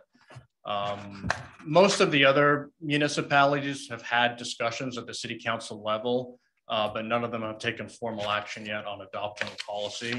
I think Fairfax is on the same schedule as us, and they did have an item scheduled for their council meeting tonight to discuss adopting a policy. And much like a lot of the information you're going to see from us, they've borrowed a lot from Novato because they did a lot of work in this policy with their planning commission and their design review commission towards getting towards their guidelines. So may I ask a question? It's in that list of, can you put that list back up? It's policy components. This is parklet policy components, right? Yeah. So and this policy would fit inside any larger policy describing standards and programs regarding the downtown and the specific plan. So this would be fitting. This would have to be found to be consistent with the downtown specific plan. This policy. Well, when we finally got to, if we got to the point where we had a policy that was adopted and became part of the code, then yes, we would have to make that finding or make some other adjustment. Yes. So really, before we take this up, if there's a conflicting policy related to parking, that's actually a much bigger policy related to the downtown specific plan that we should probably deal with before giving this particular policy into the weeds sort of detail. Right. Understood. So we're not anticipating that you would adopt a policy tonight. What we're coming to you with tonight is a question about extending the temporary parklets. And then in that context of extending the temporary parklets, are there a series of other guidelines and yes, no's that we should add to those temporary extensions? And when we go through those lists of questions on what we would look at in approving an extension to an existing parklet, is that something that we want to feed into a policy in the future? The policy would come later, but we would try out the things that we think we want to see in a policy with a temporary extension of the parklets is kind of the direction I would see we would go. I understand. Thank you. And the reason I brought that up was in the downtown specific plan, there's discussion of the parking supply as a shared parking supply. It also identifies property that have on-site parking that allows them to be compliant with the zoning ordinance and design standards with respect to the uses that are allowed on those parcels. I want to make sure that as we move through this, that we recognize that those properties that do not have on-site parking are particularly disadvantaged when that shared parking supply along Magnolia Avenue is reduced. And we heard illustrative examples at the last hearing, specifically from the barber shop, who said that the Parklet in front of the yogurt store, which has private parking spaces in the private shopping center there at the Donut Alley property, that customers go into the private property and take up private parking spaces because those public spaces are not available anymore. So I want to make sure that as we move through this, that we keep the parking policy in sight. So thank you for allowing me to make those comments. Please proceed. Understood.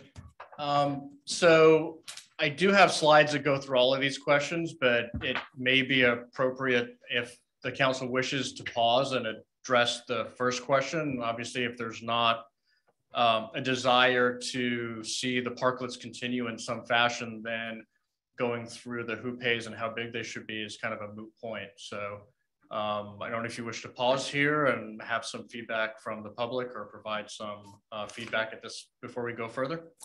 Well, I'm open to council member questions and comments, and I'm also okay going into more detail with respect to these questions, as long as there's an understanding that we're not going to move forward without considering the downtown specific plan. Right. So the only thing without this is not a public hearing, it's just a general business item. So the only thing we're looking for tonight is your direction on what do these temporary permits look like as we extend them, and if there's guidelines that go along with those, and do we want to take those guidelines and work with them and move towards creating a policy that we would come back with at a future date. Council members, Gabe? Yeah, sure. I mean, I think, Julian, you lay it out very nicely, call these decision trees. So, if one is a no, then, it ends the whole discussion. So I just want to recall where we were when we had the special meeting, and that was not a regular council meeting, and it was very long, and it seemed like we kicked the can down the road. But Councilmember Way, who's not here tonight, myself, I think one of our real concerns was public safety and COVID. And so I think I really appreciate Mayor Hilmer's point, and there's other points to be made, and we'll let the public speak them, about aesthetics, about any number of things. But I just wanted to emphasize that for me, I'm not looking at a permanent parklet policy. I'm looking at this ending in June, where we see from our public health department in the country that COVID's rising. And I'm not even thinking about whether the restaurants benefit or not. I'm thinking about our citizens and public safety.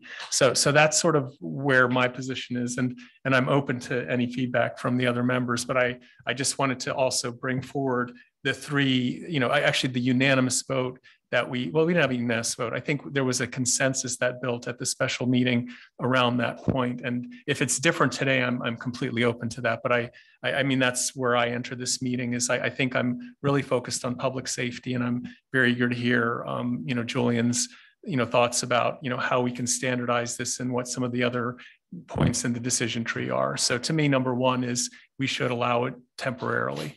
And again, that's my opinion. I'm really eager to hear from the other members. Councilmember Hara? I'll just move down the line. That's fine. This is regarding the first question, is that? Yeah, I guess.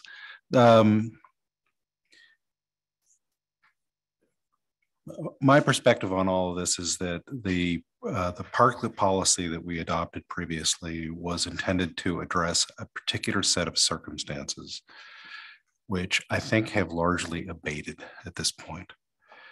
So if we just choose to extend the policy allowing temporary parklets, that's fine. But I think it should be recognized that it would be for different reasons than the reasons why the Parklet policy was adopted at the outset. And I completely share your concerns about public safety. I don't necessarily think those concerns are sufficiently relevant to motivate an extension of the current policy that we have. At some point, we have to, put up or shut up about what we're going to do about parklets. And I don't think that conversation should occur within the context of continuing to extend a policy that was designed to address a specific public health concern that has now apparently abated.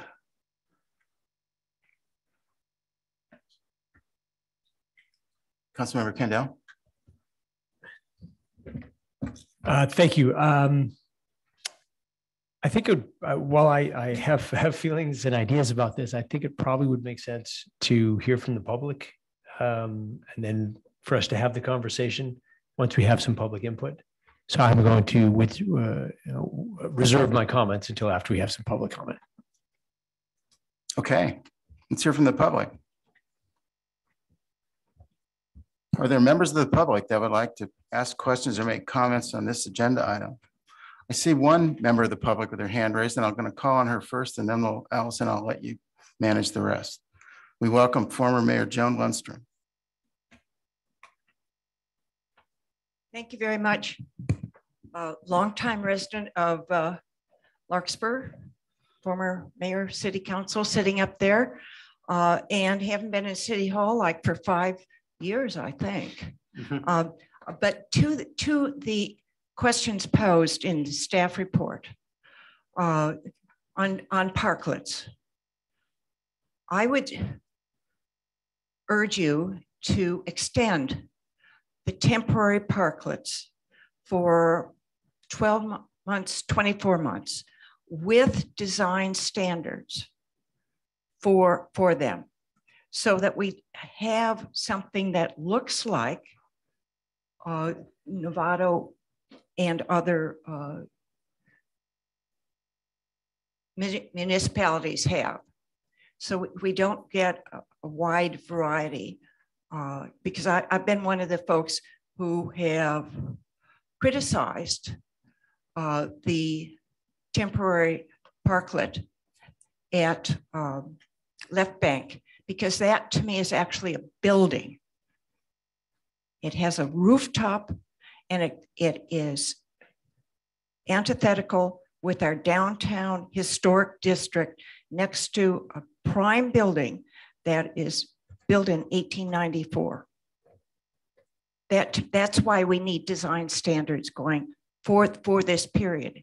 Then I would suggest that during this period, that not at this moment, that we do not make the decision, should we make any parklets permanent forever and ever and ever, even if the uses of a building might change, because downtowns change, building uses change. And so it should be very, very careful to take that other step of making permanent any parklets in the city of Larkspur until we take a hard look at the needs of our downtown parking. Have some facts before us, because over the last numbers of years, we have a new entity that has parking requirements, and that is the Lark Theater, on top of trying to make downtown retail and service industries and the bank and offices make a balance with restaurants. We have to look at the whole picture.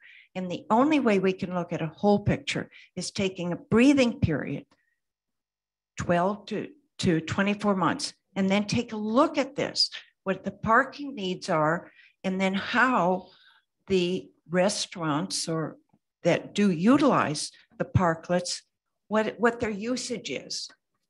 Because Joan, may I ask you a question? I'm going to give you two comments made by the merchants downtown. One is the shop that is located adjacent to Ruley. Now, Ruley is allowed to function within the downtown specific plan with a whole range of things he can do with his property, because he has a parking lot behind him. So that gives him the flexibility. But now he wants to take up the public spaces in front of his store. The shop next to him, owned by somebody that does not have parking on their property, now is disadvantaged. Not only in the short term, because in this next 12 months, even on a temporary basis, they don't have the parking supply that they used to. They've got maybe half, by a couple of parking spaces in front of them now being occupied by a parklet. So not only are they disadvantaged in the short term, according to the downtown specific plan, their property is now devalued if they were to be appraised, because they're counting on that shared parking supply to go into the appraisal for their property. Now, these are all things that are within the city's adopted rules and regulations regarding the downtown. And we're about to consider making a change, even for 12 months, that changes the characteristics within the specific plan. Mr. Mayor. Yes. I apologize for interrupting you. I would encourage that we not suggest that a policy that is well established in a number of cities around the state in any way is interpreted. I've never heard it ever interpreted legally that it devalues property. And I'm uncomfortable with that being entered into the record this evening, because I'm not certain there's grounds for that statement. And I'm sorry, can I also just throw out there, and Mr. Mayor, you can run the meeting any way you want. I just may suggest that for public comment, people be given the space to just make their comments, make their presentations, and then we can discuss it afterwards, as opposed to kind of a cross-examination of a witness. It may benefit to let people have the space to make their comments. I apologize to the speaker. I apologize to the audience. I take the point made seriously. I thank you for your comments. I appreciate them. And I'll let you continue. That's it. I think I may get to the point. I made my 2 points. Number one, I think it was Julian's point. Number two, extend temporary parking, either 12 to 24 months, but with design standards. And I sent a letter to you saying some of the things you should look at and consider. And then separately, should parklets be made permanent?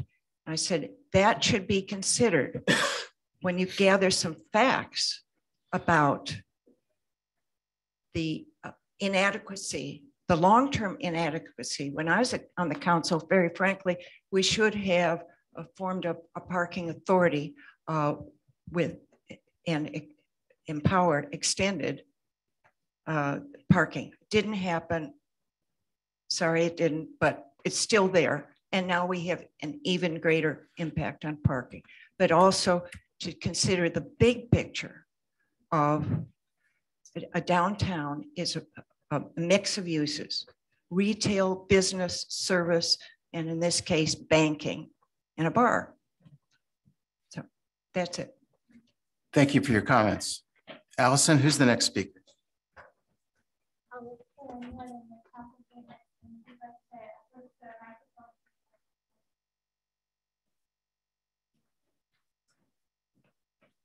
Hello, everyone. I'm Obadiah Ostergaard, and I am the CEO of Vine Hospitality. Oversee, you may want to flip up your mic a little bit. How's that? A little better? Better. Now I'm on the mic. All right. CEO of Vine Hospitality, and we oversee Left Bank here in Larkspur. Number one, thank you all for being here and spending all this time and all this thoughtfulness. And it's complex. All of it's complex, right? From what you all discussed earlier with the housing to this situation, it's very complex. I think that I will be, my statement is really short. I took over for the founder of this company who unfortunately passed away about 7 years ago, Ed Levine. We still have Roland Passot amongst us, part of this community. We employ dozens of people in a very, very difficult business. This Parklet has 100% allowed this business to succeed. We see what's going on. We run businesses in San Ramon, San Mateo, in Menlo Park, in San Jose, and we see what those municipalities are doing to support this movement and the difference that it makes for us as business people to be able to thrive and bring people to the town to sit in the parklets and to look at those other businesses and see what they have to offer and come back to the town and be part of that town and be part of that community.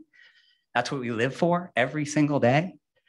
And 100% we are told and regulated, and we comply with that. And we spend a lot of money to comply with that. And we would love that. All we need to do is be told and know what the standards are and what we need to do. And 100% we're going to do that so that we can continue to be a business. We'll celebrate 30 years, hopefully in 2024 as a business in downtown Larkspur. Be a great achievement. After wonderful the 4th of July celebration, we'll have Bastille Day and bring hundreds of people to come celebrate 10 days after the 4th of July to celebrate that. We do that every year. We've been doing it for 30 years and we can't wait to do that. So again, what I would say is all we need, we of course desire for the parklets to be extended at this time so that you can have the time to understand all of the options and make sure that they are followed through and consistent so that you have wonderful, beautiful spaces outside. And once we have that information, 100%, we're going to be a partner to make that happen, to make it safe, to continue to give people the option who are not comfortable being inside, which still exists because absolutely COVID is still real. We get that every single day in all of our properties. Just tell us what we need to do and we'll do it. Would you be interested in participating after this temporary extension is considered in helping the downtown look at and resolve severe under parking shortage? Because right now the left bank provides no parking with respect to its use. And it relies on the shared parking of the downtown. And now it's going to take several spaces out of that shared supply. So after this temporary extension, would the left bank work with the city and the other merchants to help create more parking downtown?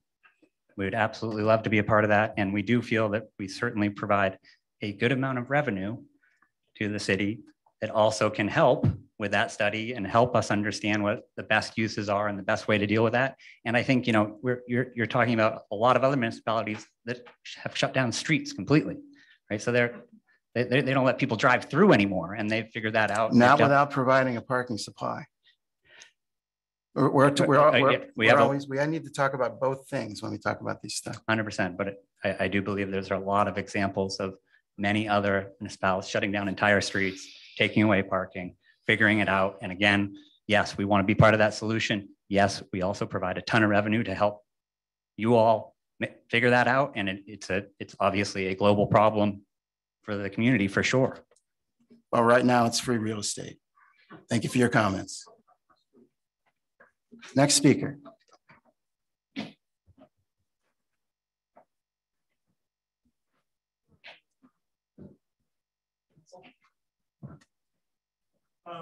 My name is Jerome Burnell. I own the Left Bank, Larkwood Apartment, I'm sorry, the Left Bank. I'm partner in it. I own the Blue Rock, Larkwood Apartments at the post office in town. Great to see you. Yes. Question, did you receive my letter? Okay, then I don't need to go over that. That's what I was here for originally. I would appreciate it if you would summarize what was in your letter for the public record. Okay, basically, this is the first I've heard about a meeting for Parklets. I was not notified that they were going in, they were approved, or anything else was going on this. Basically, there's a Parklet that I'm having problems with as far as tenants vacating. I can understand the need for a Parklet for the restaurant originally, but I think those conditions have changed. I've had tenants that have had real problems with the noise along Ward Street with it. And if you do continue the Parklets, I would hope that it would get moved to an area away from residential that's only fronted by commercial property. As a compromise, I thought about the area in front of the parking lot that goes to the Blue Rock and Larkwood Apartments. That way it would be on the street, along with the other Parklets, which I believe the only Parklet left in Larkspur is the Left Bank one. Rulies is gone, Pico's is gone. I think that's the only one left. So basically that was I have a problem with that. My tenants have been complaining, they've moved out, long-term tenants, they're out of there. But while I'm here, I'd like to add some other things, my 2 cents, and that's probably what it's worth, about 2 cents. I understand the needs for Parklets at the beginning of the pandemic. It was really a crisis for restaurants. The CDC didn't allow indoor dining. That has changed now, and they do allow indoor dining as well. However, I think it was a hurried approval to keep these to allow these Parklets. I don't think there was any business, any design review, any requirements or anything else. The Parklets that were built were kind of structures with roofs, siding, something to stop the inclement weather from coming into them. Some of them kind of look like homeless shelters. I think that if they do continue, there needs to be some sort of design thing. After the initial shock of COVID, restaurants really got rent concessions, stimulus, and PPPs, which in some cases were beyond their losses. Restaurants got extra area and extra square feet for outside seating.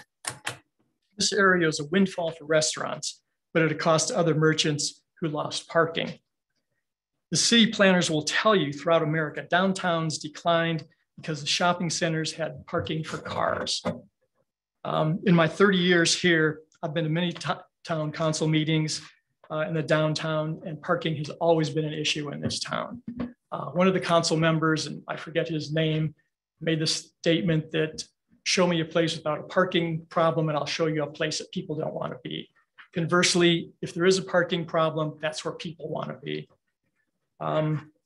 Although I personally benefit from the Parklet, I don't think that it's fair for the merchants who don't have them.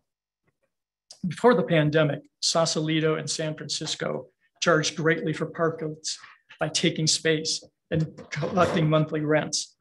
If we were to do that in this town, would those changes supplement other merchants who do not have the benefits of the Parklets? My business is public parking across the street, and I own the parking lot next to the Blue Rock. Parklets benefit me, but I'm more concerned about the health of the downtown. I think the Parklets were necessary during a time, but now that indoor dining is now allowed again, I'm afraid that in the long term, it will harm the downtown. As a compromise, I don't think that we need enclosed trailers, but we should allow sidewalk tables as in Europe. Restaurants get extra seating and all merchants get the parking. Oh, yes. Also, I think tables should only be in areas with commercial fronts and not residential. That's it. Thank you for your comments. Yep.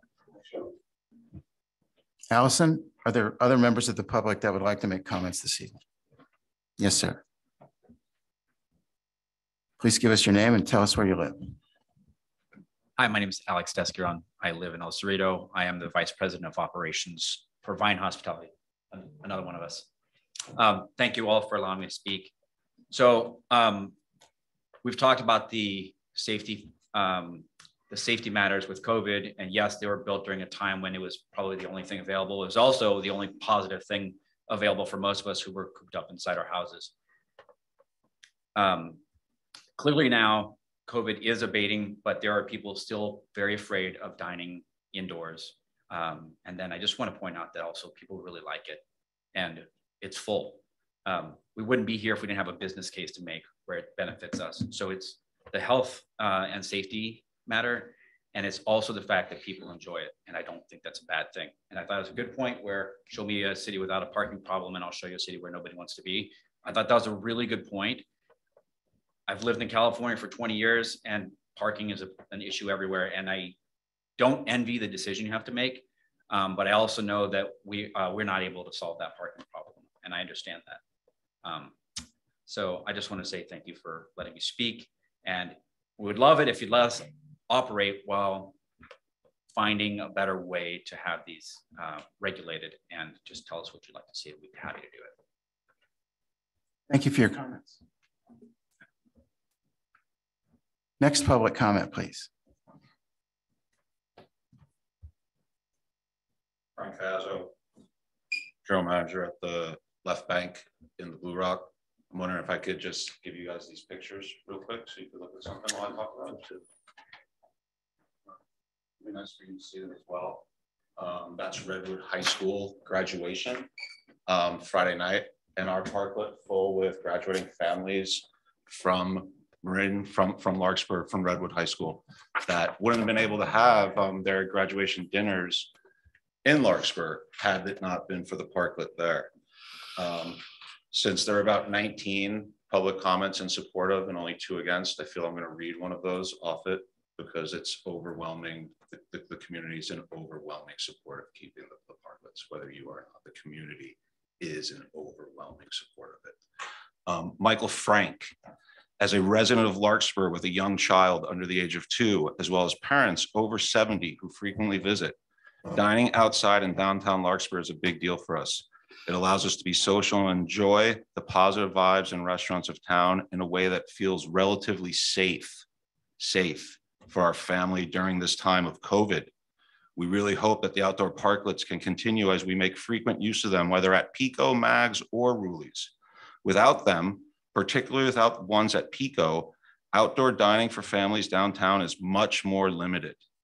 Additionally, even walking around downtown, seeing more people outside eating and being social makes our community feel to us like a warmer, more friendly place. Thanks for the consideration. So that's one of our neighbors, one of your neighbors. In 2018, the Marin, IJ featured Marin's History, Larkspur's Blue Rock Inn and Restaurant, Larkspur's signature business establishment. The Blue Rock Inn and Restaurant, now home to the Left Bank Restaurant, has been welcoming guests and serving customers since the late 19th century. Right there on the wall, you know. Through the first few decades of the 20th century, Larkspur had a rough reputation as a fun-loving town with illegal dog races, prize fights, slot machines. Over the years, the inn, bar, and restaurant have had many proprietors and one of the most popular and longest lasting businesses and eating establishments in all of Marin County. We don't take this lightly. You know, we run one of the premier historical businesses in Marin County. When COVID came, we didn't sit on our hands like a lot of people and cry about it and wait. We went to action. We built the first parklet in Larkspur. We spent almost $50,000 building it, not knowing what was going to happen. If you look at the Blue Rock, if you look at the Left Bank and you see the artwork outside, the beautiful, the beautiful plants, the way we keep that building, it is the premier building in downtown, you know?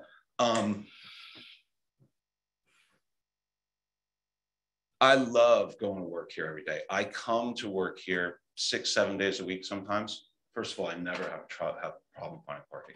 Never, not one day in the 7 days I've been here. It's 7 years I've been here.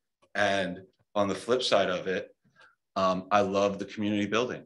You know, you would see in those public comments, you had a letter of support from Ellie at the Lark. You saw you had a letter of support from the executive director of KIC, Kentfield Investment Kids. You had a report from the executive director of Spark. You know, we give back to all the school systems. We participate in getting the Lark back.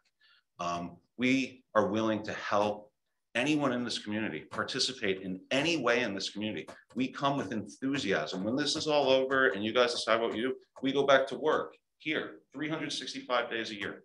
365 days a year. So what I would like you to do is to extend it, you know, indefinitely until you figure out what the parking problem is, you know, until you figure out, you know, what the guidelines should be. Again, there's not been any studies done for this so-called parking problem. Last city council meeting, Mayor, it was the way it looks. Please, 3 minutes. Okay, no, you let your own go more. Last city council, Wrap it the up. way it looks. Now it's the parking. Before it was the free real estate. You yourself haven't decided what the issue is. Whether it's the free real estate, the parking, this and that. You know, there's Thank you for your comments. There's no parking problem in Larkspur. Thank you for your None of comments. you have ever not been able to find a parking spot. Thank you for your comments. I'm going to close the public comment now, unless there are other public members. Oh, great, please. Just one so far. James Holmes will be our public comment. James Holmes, Larkspur. I continue to favor temporary COVID accommodating parklets, but not permanent parking preempting street encumbrances in our very compact downtown. At the last meeting on this subject, the mayor said something that accords with my observation too. He said he usually saw more empty parklet spaces than empty parking spaces. I did too. Of course, this year, the only remaining parklet is the one on Ward, but there too, whenever I pass it, I see more empty parklet spaces than parking spaces in the vicinity. This suggests a greater demand for parking spaces than parklet spaces overall. Second, while I think some guidelines are in order to prevent outright eyesores, I'd urge the city to regulate them lightly and economically consistent with temporary status. Too many requirements or costs could essentially treat the parklets as permanent, even if we haven't decided that they are. Incidentally, I'm a little leery of looking to Novato for guidance, given that it's a much different city with much different and larger commercial areas.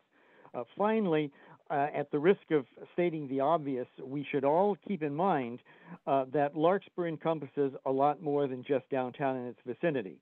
It includes folks from Greenbrae, from across the highway and Larkspur Landing and the mobile parks, the folks on the hills, the people down at the north and south ends, all of whom need to drive and park in the downtown, except for the most physically fit of them.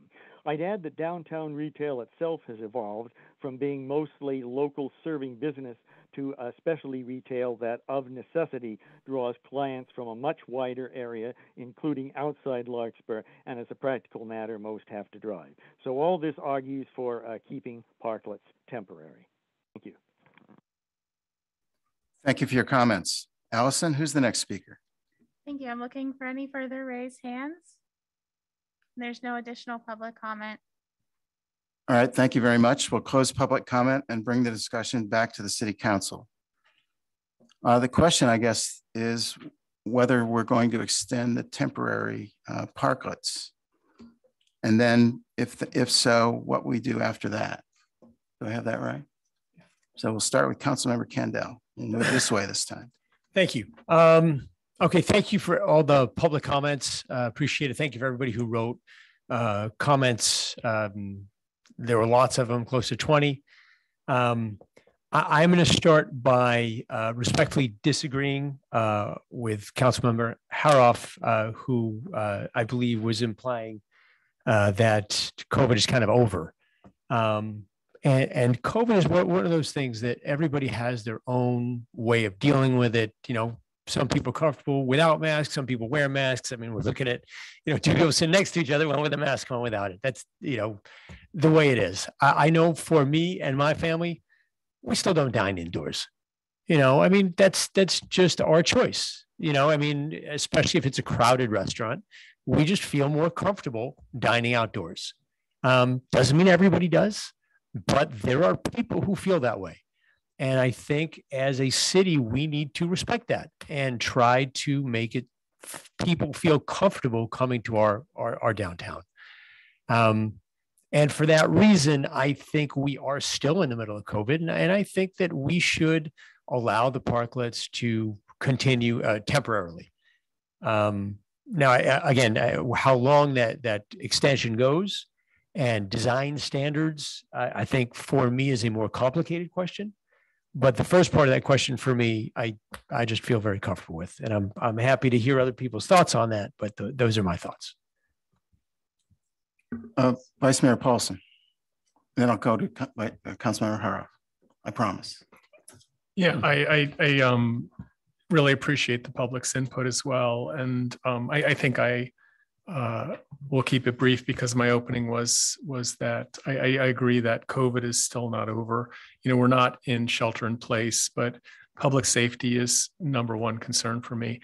I don't think there's any intention or consensus here for a permanent installation of parklets. I think we want this to continue beyond the deadline.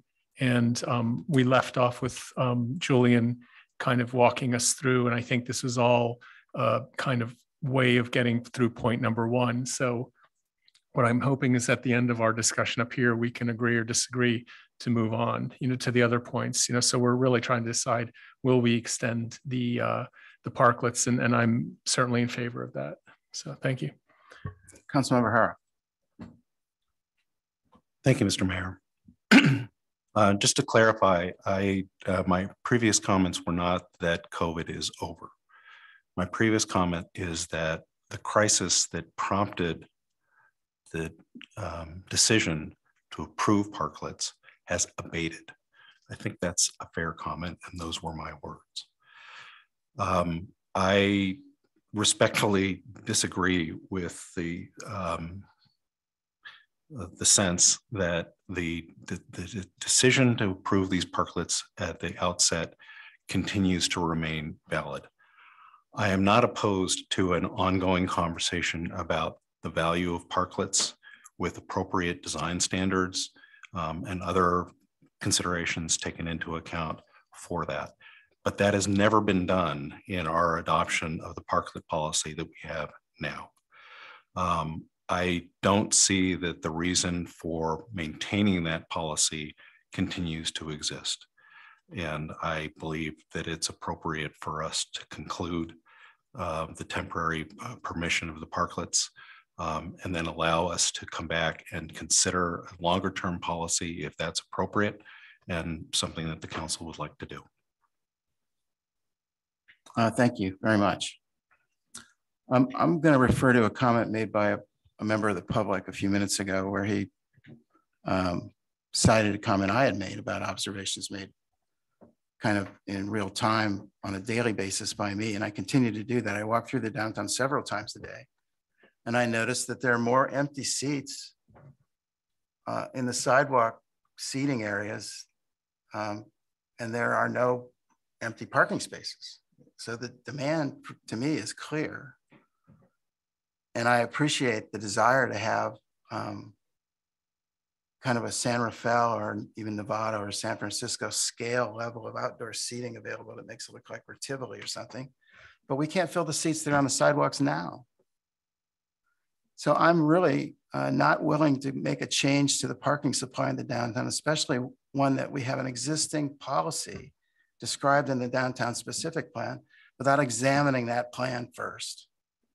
So I'm open to discussing the parklet within the context of the downtown specific plan and come up with some temporary or come up with standards, come up with a policy for parking that allows those parklets to exist and allow the parking supply to be fairly shared among the merchants in the downtown. We took on the task of adopting a downtown specific plan because we recognized that we have to have a shared parking supply. That was the number one reason we did the downtown specific plan. To change that now and to start whittling away at that parking supply without thinking about it doesn't make any sense to me, especially when it's just a few of the restaurant or food service operators that benefit and the others lose convenient parking right in front of their shops. We heard it from several of the merchants already that they're personally disadvantaged by this. So I'm going to stand that I am for continuing the conversation, but not extending the temporary permits. And I want to get to a discussion about the parking in the downtown and do this within the context of the specific plan, which is proper. Gabe? Yeah, thank you, Mayor. I guess I wanted to clarify, Councilmember Haroff, I'm trying to make sure I understand your point. So I think you're saying that the emergency conditions that you know of COVID that prompted the Parklet is over, you know, with which I would agree. And so when you say continuing the conversation, that would be walking further down Julian's recommendations, so there is the possibility of parklets under certain conditions. Is that your position? You have to ask Mayor. Oh, sorry, through the mayor. Oh, through the mayor, please. Kevin, you may. I think I thought I made my position pretty clear. The policy that currently exists was to establish parklets on a temporary basis. That policy, pursuant to discussions that we've had on this council, will expire at the end of this month. I see nothing that has changed that would make that decision no longer valid. That said, I'm also happy to have an ongoing discussion outside the context of that framework. If the community wishes to have parklets with design standards, with other things taken into account, that's fine. That's a longer discussion. That's not this discussion. This discussion is, should our decision to conclude the term of the existing permits on June 30th, is that a decision that we want to continue or not? I don't see the reasons that prompted us for imposing or allowing the parklets at the outset to continue to be valid. We'll have a longer conversation. If folks want to do that, that's fine. That doesn't change what I think is the appropriate outcome for the decision in front of us tonight. Could I, Mr. Mayor? Councilmember Kendall. Yeah. I know in a democracy that people have different opinions and we need to respect each other's opinions, and I get that. I guess I am confused as I look at the statistics from the Marin County website that the cases of COVID in the county are up 288. I think it's like just I don't know if that's Marin or Larkspur, but it's up 288 cases. We're still in the pandemic. So I don't fully understand when we say the reasons for the outdoor dining that were present when we established the policy are no longer in existence, because we established the policy because of COVID. We established the policy because people didn't feel comfortable or weren't able to dine indoors, and we wanted to give them an option to dine outdoors so the businesses could serve these people outdoors. That was my understanding of the reason that we established this policy in the first place. And as I look through the world through my, my eyes, I still see a COVID issue and a segment of the population that would like to be able to continue to dine outdoors for safety reasons. If we look at the public comments, those were all the public comments. I mean, that seems to be what our community wants. And again, I may be wrong, and we're allowed to disagree, but that's my view of how I'm seeing this and how I'm seeing our community voicing their opinion to us. I agree with you, but I'm saying we need to do it so that we're fair to everybody as we go about that conversation. I agree, but the question on the table right now, I think we're all on the same page. We've got to figure out how to do it fairly, who's going to pay for it, how to make sure there's sufficient parking, all those things. I agree. We have to do that globally. But the question is, we're not going to be able to do that today. So if that's going to take us 3 months to do or 6 months to do we force the Parklets to close down while we're doing that, and then possibly come up with a solution that says, okay, now we have, a Parklet policy. Now we can open up and we figured out the parking. Or do we say, you know what, we're still in COVID. Let's just extend this. Let them continue the status quo for the next 3 to 6 months while we deal with the parking issues. We can have design review and say, hey, you know what, over the next 3 to 6 months is going to be a transitory period where this is what Parklets are going to have to look like, and if your Parklet does not comply, you're going to have to take it down, and this is what it's going to have to conform to. I don't have a problem with that. I agree there should be design standards. I believe there's, things, the parking, we could limit the number of parking spaces. I agree with that as well. I'm disagreeing with the concept that we're through with COVID, or that outdoor dining is would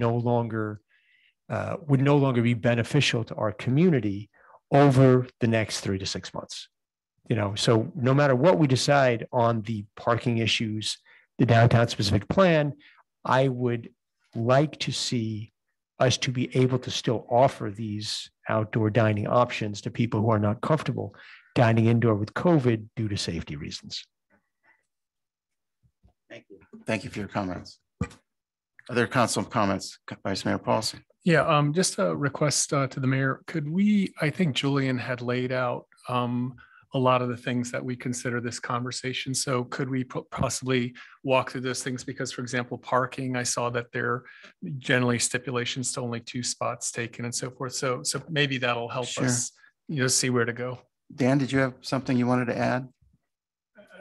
I've been listening to the discussion, very healthy discussion, and I wanted to maybe, because I thank you, Vice Mayor Paulson. I do think it sounds like it'd be helpful to council to go through some of the rest of the material, but maybe for some perspective from my seat of what happened.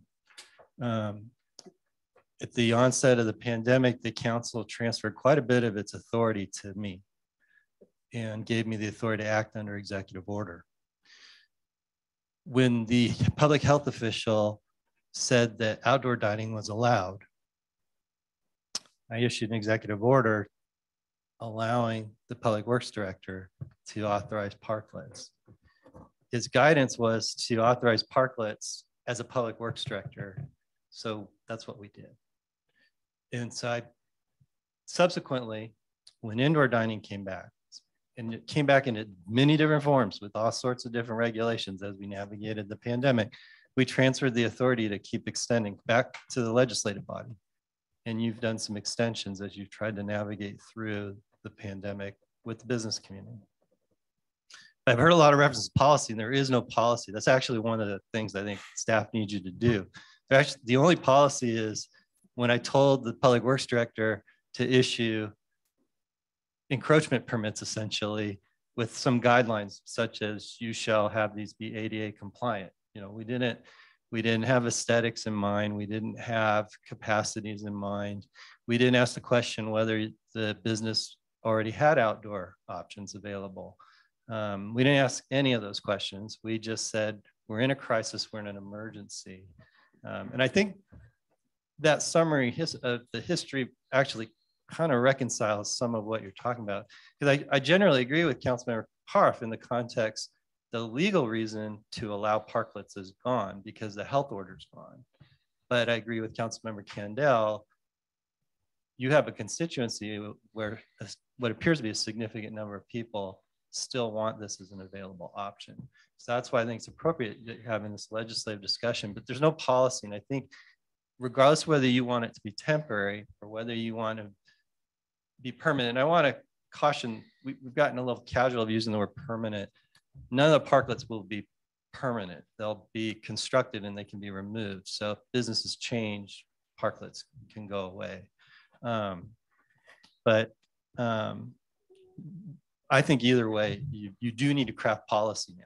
We need guidelines, regardless of whether it's temporary or permanent. Even if it's as simple as we like the status quo, so that's our policy, that would be fine with me too. We're sort of operating in a vacuum right now of should we keep issuing what's effectively an encroachment permit to use a public good.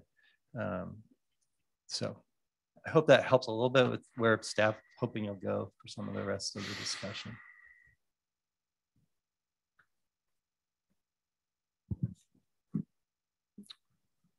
Other council members want to continue this?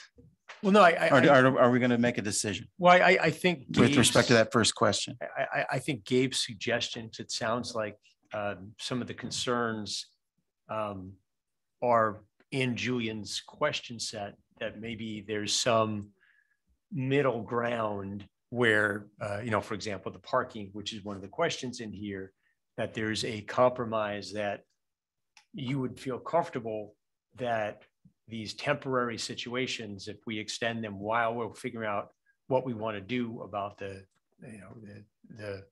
moving forward. So the 3 to 6 month plan, that if we were to allow parklets over that 3 to 6 months, that the answers to these questions would make us have a consensus and feel a little bit more comfortable with that. Okay, I'm happy to go through the questions. Before that happens too, there was one other thing I thought staff should clarify from all of the discussion. While it's correct, there's currently only one parklet up. That's because of orders from the city related to road work. And it shouldn't be interpreted as there's not interest from the businesses that had parklets, that they don't want to restore their parklets. Okay. And I'm just speaking for myself as we go through these questions. I'm going to be thinking about the merchants, the ones who don't have parklets that are next to the parklets during Christmas time, who don't have those parking spaces. And those parklets are sitting empty. So I'm going to be thinking about those sorts of conditions, not where all the tables are full, maybe once a year. So let's move ahead.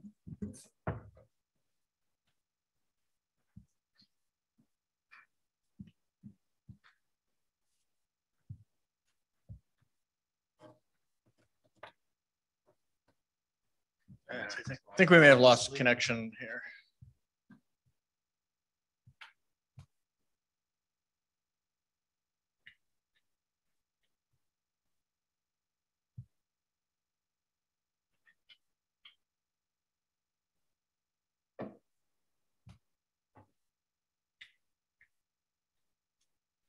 Okay. All right. So the second question was something that you don't see in a lot of other policies. Specifically, it's not in the Nevada policy because they had a pre-existing sidewalk dining ordinance before parklets came about. But this is a sidewalk bypass option, which is shown in the photo here. And all the green dots on this photo are from a workshop that we did out in the Ward Street parking lot, where we had a number of exhibits for parklets and downtown improvements and asked people to put green dots and red dots, and things they liked were green and things they didn't like were red. And so this actually was one of the slides that had the most ratio of green to red dots on it. So it seemed to resonate with the public. So this is a sidewalk bypass, and what it is it's kind of like an inverse parklet where the dining or the space that the business uses is directly adjacent to their storefront.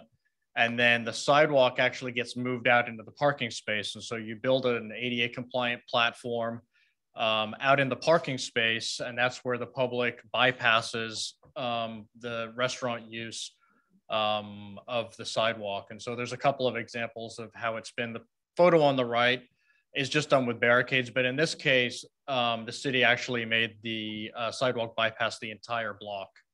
whereas the one that you see on the left is just one business did their parklet. And you see the aesthetics of the railing that goes around. The bypass could be something that's regulated too. It's the same as the railing they have around their parklet in this case. Julian? Yes. I'm going to try to build consensus as we move through this. So I know this is the first alternative of the design options that are shown. And I'm just going to flag it because I think that we may all agree later that this may be the preferred approach. And it may shorten our conversation. So please move ahead. I agree.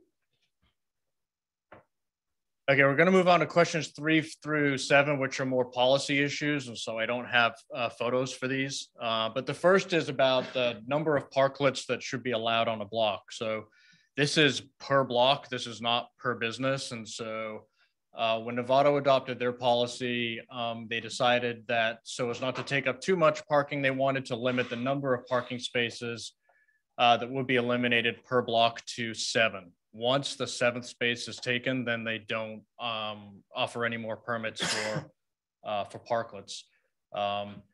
The downtown blocks in Novato vary quite a bit between how many parking spaces they have. They have some diagonal parking, they have some parallel parking, and so they didn't choose a different number for each block. They arrived at 7. We previously had 6 was the max we've had in a block. It's close to the Novato number of 7. We threw it down there as a potential starting point. But again, if you look at this in conjunction with item 5, which is talking about individual parklets and how big should we allow individual parklets to be, pretty consistently, every Marin County agency has said 2 spaces max. The exception to that is Novato, and I think part of the reason Novato is because they have a lot of diagonal spaces, and so the parklet configuration is a little different there. But pretty much every other jurisdiction that has had conversations about parklets are landing on a 2 parking space max as being the size that they want to see the biggest parklet. So if you take that number and you look at a block, this would allow 3 parklets per block. And Julian, I'm sorry, could I ask, out of the parklets that were permitted in Larkspur, were any of them more than 2 parking spaces? Yes, I believe Left Bank is 3 and Ruli's was 4. And this was based on their frontages were that long. So that's the only criteria we used at the time was they just had to be within their frontage. Okay. Pico's may be 3. Pico's is 2 or 3. I can't remember. Is there any consensus regarding statement 5 there? 2 spaces max?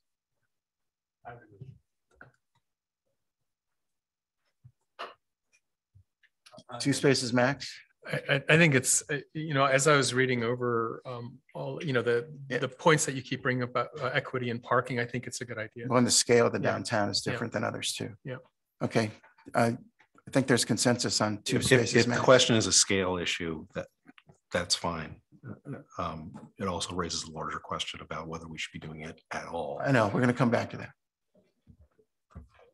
Okay, I'm going to jump back to number 4. This is more of a timing issue. It's just, and this is not so much for the temporary parklets. We're not suggesting you do a temporary 24-month extension. This is if we were to get to a policy point, what should the length of those license agreements be that are issued? So given that, and again, as the city manager mentioned before, any policy that any other entity has for license agreements for use of the right-of-way, they all contain clauses that if the city needs that right-of-way for any purpose, then it's agreement or not for 24 months, the city has a right to reclaim that right-of-way within 30 days or something like that. So this would be more of to cut down on the administrative effort. If these are simply renewals, then we figure a 2-month window, a 2-year window would probably be a good guideline to set. But again, this would be more relevant to a permanent policy than the temporary guidelines that we're talking about. Can I ask clarification on the meaning of public versus private in number 6? Yes. So number 6 is, so historically, parklets were always public. So this meant that a business would build something out in the right of way, chairs or seating or whatever, they would spend their private funds on it. But because it was in the public space, it was publicly available to anybody. And so in some of the past presentations, we've shown slides. Some entities actually make you put a sign on the parklet that says, this is for public seating. You do not need to buy anything from the store to sit. That's historically how Parklet started. And then more and more so through the pandemic, as outdoor dining became more of a thing, there turned to be more private parklets. And so outside of the COVID world, what a private parklet would be is more of a license agreement. So in that sense, the business is building that parklet and they have a license with the city for exclusive use of that portion of the right of way.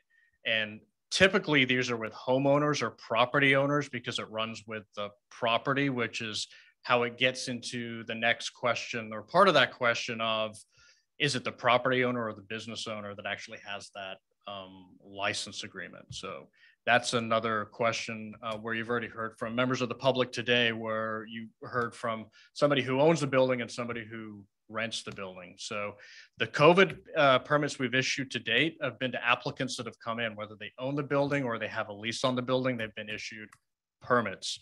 If you look at the Novato policy, which is an adopted final policy, they have a provision that the property owner, the person who's leasing the business may apply for the permit, but they need the property owner's permission in order to have the permit or the license agreement approved. So I think most of what we're looking at for Larkspur, they've all been restaurants, so they would all fall under the private category. Require property owner permission, and then also this leads into the next question of payment. Once you go from a public that's for the good of the public and anybody who's walking down the street can use that parklet as they would a city bench, and you move that into a model where a restaurant is reserving tables for customers and they're serving meals. I believe Novato calls it a streetery, that model. That becomes private, and that's the point where these other entities are starting to charge rental fees or leases and have a license agreement. And then there is actually a payment for the leasing that public space. Can I ask the council at this point? It seems to me that we could develop consensus on all of the questions on this slide, with maybe the exception of number 4. We've already just said that we agree that the 2 spaces max. Should parklets be public or private? Probably the status quo there. And it's influenced by how we deal with number 7. I would suggest we follow the staff recommendation. So I think we're. I got to review the staff. Oh, it's just that we charge fees, rents, and deposits consistent with the current code, and revisit fees and rents before a year. That's fine. So I think we're in consensus. Mr. Mayor, just Yes, just to be clear on item number 6. I think you said that there was a consensus on that. I just want to make sure I understand what you think the consensus is. Larkspur policy allows public and private with property owner approval. Okay. All right. Well, So let me ask. I don't want to break the whole momentum of the consensus thing. I have a concern if I'm a tenant with a 20-year lease, and I have rights under my lease to do a certain thing. I'm not sure why the property owner would need. I would need property owner approval. It seems like if there's an issue between tenant and landlord, dealing with what rights they have under the lease, they have a separate remedy for that, to go into the details of that lease and to see who's right and who's wrong. I don't think my understanding of the comment was not that the landlord had a problem with the tenant. It was that he wanted to protect the rights of the tenant under the tenant's lease.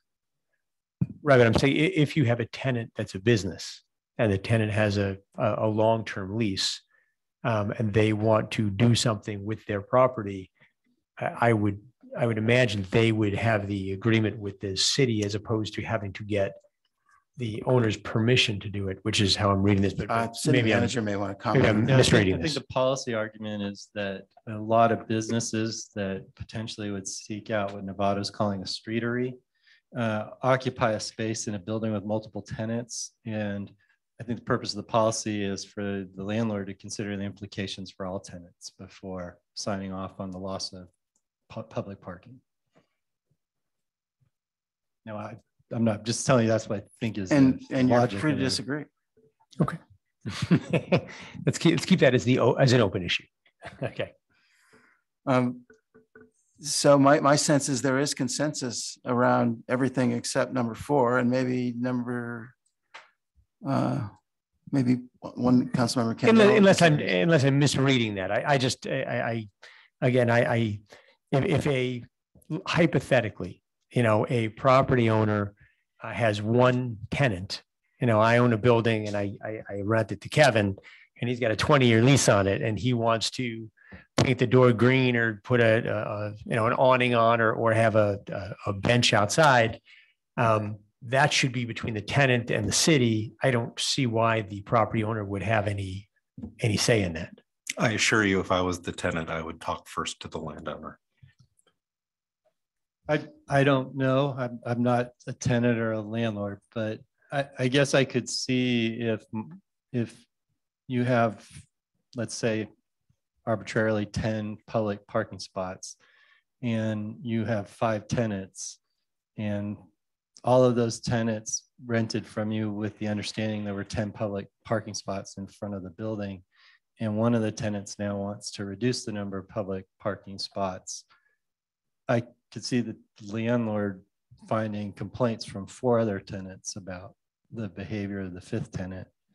So one way to look at that policy is, and it's not unheard of. We have a lot of policies like this where we require landlords to sign off on things, is making sure the landlord knows what's going on. You heard from Mr. Bernal that given the emergency situation of COVID, we didn't ask him if it was okay if the left bank had a parklet during the early days of the pandemic. So, and he clearly has expressed to you that he would have liked to have been informed that was happening.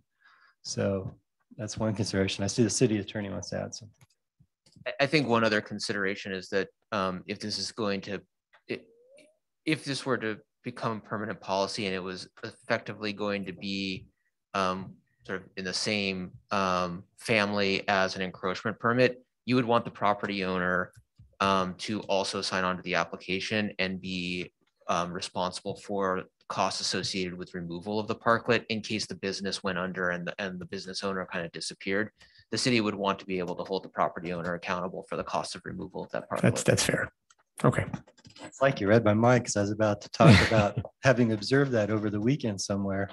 I also just want to make sure the record reflects, by practice, you've established a public parklet policy, because some members who were here were part of the discussion, and council did authorize it. There is one parklet in Larkspur that's a public parklet on the old logic of it, and that's in front of the Lark Theater.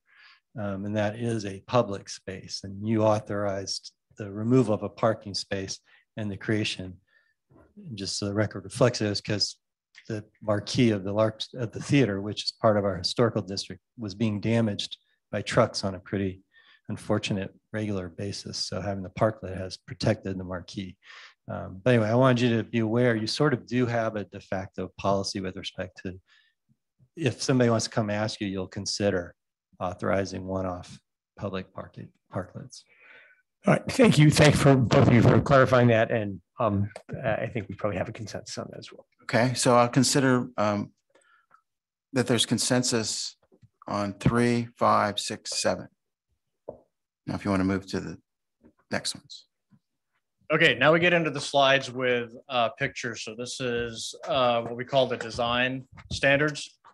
So we'll start with, and again, what you're going to see here is the Nevada standards pretty much. I blatantly copied them. They're exactly the same. So And again, Fairfax is doing pretty much the same thing. They've taken the bones of the Novato design guidelines and they're presenting them for feedback on things that you like and things that you don't like and things that you think should be musts and things that might be nice to haves.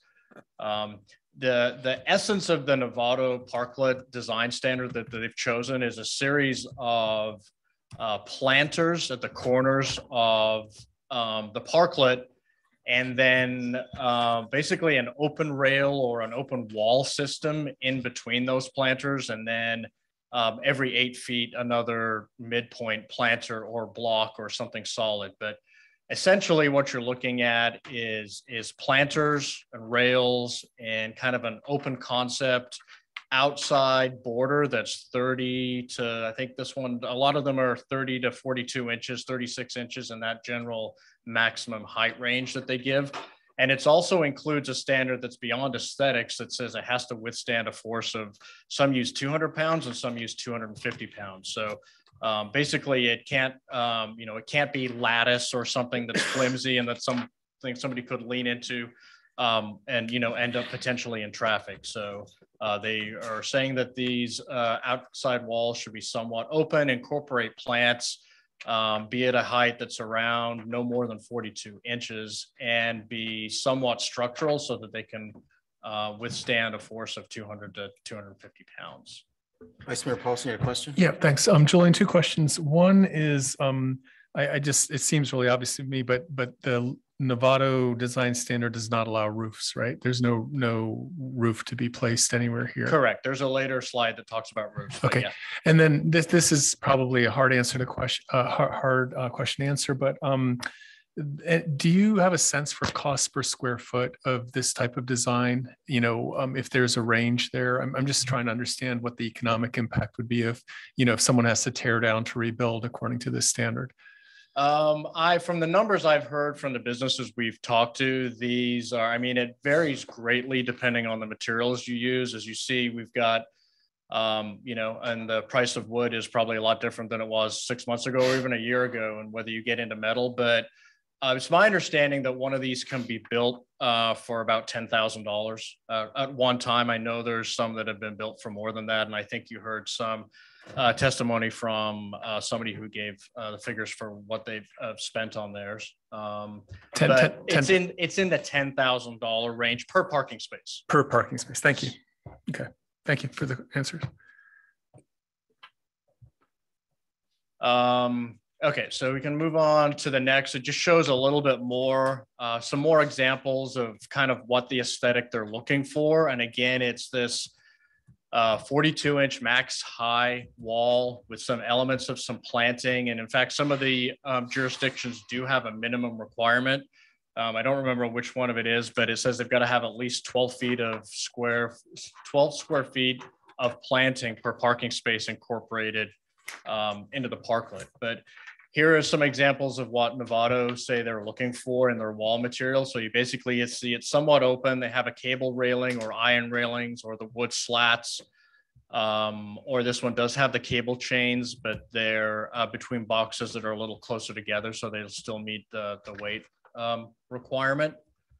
And then they have other requirements for the materials themselves. So this is not plastic. This is not the orange K-rails that we had out there initially at the beginning because we had concerns about traffic. These are more permanent materials.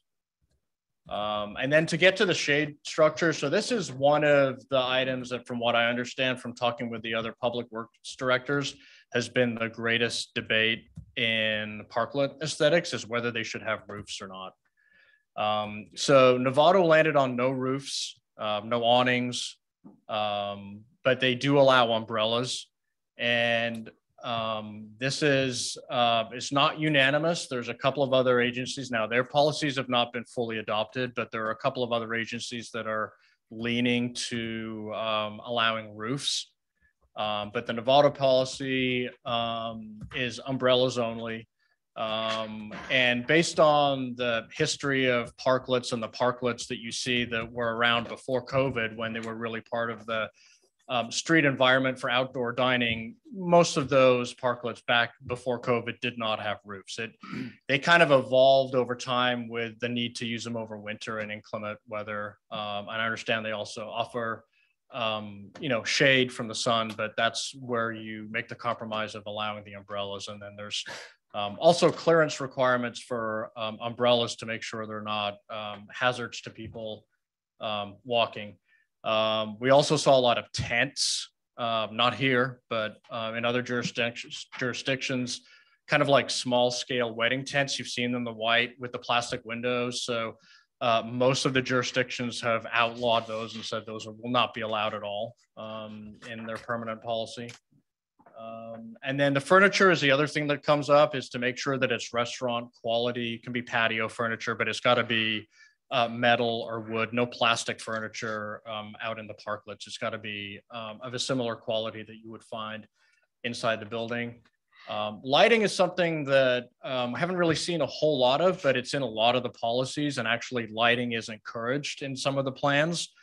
The thing about lighting is it does require support posts. So you wouldn't have a roof, but to make the lighting work, you've got support posts that are up about 8 feet at some of the corners, and then they string lights in between. And then another interesting thing, if you get into the weeds of all of the different agencies, some people prefer that all the electrical leads are on the sidewalk and taped down or put with an ADA ramp, and some of them insist that they're overhead. So Novato landed on overhead, and I think since the lights are overhead, that makes the best sense too. And again, this would be an electrical connection to the building. So when the Magnolia ADA project is finished, we will have electrical outlets at the trees, but that's city power. And so all of these policies that are allowing electricity or state that it has to be power from the building. So they're paying for the power, and it's running through their meter. And then heaters is a little bit of a mixture in some of the policies. Most of them do allow outdoor heating with the stipulation that they get a sign off from the fire department. So I've already talked to Fire Chief Martin, and he agreed that he would want to see and sign off on any heaters that were installed permanently in parklets moving forward. And then as an aside, because this is climate control, this is where it says no tents, no collapsible shades, and no misters. Self-standing fans would be permitted. So that's kind of the aesthetics in those few slides there. And then the next questions are, again, policy. So Novato Parklet policy does allow for non-restaurants. It does allow for some retail. However, it restricts actual retail sales. So they could have a parklet and use it if they wanted additional seating area for their customers. If they had product demonstrations they wanted to do out in the public right of way. And it does allow, I think, 6 times a year, they could do like a sidewalk sale in the parklet. But primarily if a retail that's not a restaurant wanted to have a parklet, they're allowed under the Novato policy, but primarily they wouldn't actually be able to do retail sales from the parklet. And then the next questions get into what do we do if we extend this deadline out, and how do we handle fees, and how do we handle accommodating to any guidelines that we want to implement tonight and moving forward. So as you know, all of the parklet permits that have been issued to date have not been charged any fees under the COVID permits. We do have standard adopted fees in the public works schedule that could be applied to these parklets moving forward. So whether we wanted to say July 1st, if we extend it there from then, or whether we want to say, let's defer discussion of fees until a future time when we decide if we're going to be more long range with parklets. But we would like some feedback on if we do extend, whether your expectation is that we start applying fees on July 1st. And again, we have a private use of city right-of-way fee in our code right now. That's 2 cents per square foot per year. It's applicable to the parklets, but it was not created specifically for parklets. So our suggestion would be, if we want to keep going with fees moving forward, we would update our fee schedule in consideration of parklets. and have a separate fee rather than just a general private use of public right of way that we currently have. I have a question. Is there a way, we seem hung up on the, or a deadlock, I'll say, I can count on the extension. How can we allow, I mean, and it seems we're also in somewhat of a consensus on if we were to allow parklets, that the design would be allowing the business to optimize the sidewalk and take the path of travel outside of the sidewalk. Is there a way so that without allowing too long of an extension that we can evaluate whether that actually works with the, that there's actually a demand for that number of added tables? What I want to avoid is making a mistake should an extension to the idea of parklets be granted, that the businesses just take all the table space without even thinking about whether they need it or not. And then we're left watching the sidewalk full of empty tables while these parking spaces go unused. And that's going to just upset the merchants that are next to the place that has all the tables. So can the city be put in a place where we can monitor that and change our mind about whether there's the need for the parklet or not? Seems that sort of flexibility would be helpful for me. I think it'd be pretty challenging. So I'd need some time to think about the logistics involved. But I do think that gets to a fundamental question of why you're doing parklets, right? Exactly. So if you're doing parklets because you have a constituency that has their own comfort level with indoor and outdoor dining because of the pandemic, I think I have one answer for you. And then if you're doing parklets because you essentially want to go into the business of renting public land to a business, I probably have a different answer for you. Well, can I ask a question? So wouldn't the answer to both be if we charge a fee, if the tables are empty, it's not going to be in the business's best interest to rent them? And if the tables are full, then it would be in the business's best interest. So I would disagree with that perception. Okay. I mean, I'm just thinking economically, if I'm just thinking if I was a business owner and I couldn't fill the tables, I would, and again, I don't know what the fee we're talking about, but if there's a monthly fee, and I rent the tables and I pay that fee and the tables are empty, I'm gonna be like, what the heck did I pay that fee for? And then if I'm a corporate restaurant group, I'm gonna optimize the real estate. I'm gonna get as much real estate as I can and I'm gonna keep it. Okay. I think the rent question itself becomes a discussion of what we should set it toward. We've kind of bandied about different ideas and we've looked at different policies from other cities and towns. And, I think if you give us that instruction, we'll come back with some firm recommendations on what the numbers should be. We have got some examples in the staff report, and you've got at least one town contemplating monthly, basically rent on per month, and then you have others that are doing an annual rent. Okay, well, I was impressed by a few of the words you just said. Asking the question, why are you doing this at all? Essentially, if I'm thinking about, I don't want to be quoted with that statement because that's not what I said. Well, remind me what you said. What I said is I've sort of heard two sort of policy arguments for why you're going to maybe do this, and each one I think I would answer the question differently about monitoring the use of the parklet. If it's because we have a constituency that is wanting us to offer this particular thing with our public space because of their comfort with COVID, I would probably answer you, I would not bother to monitor whether or not a business is using it or not. I think you're making that decision entirely based on that policy question.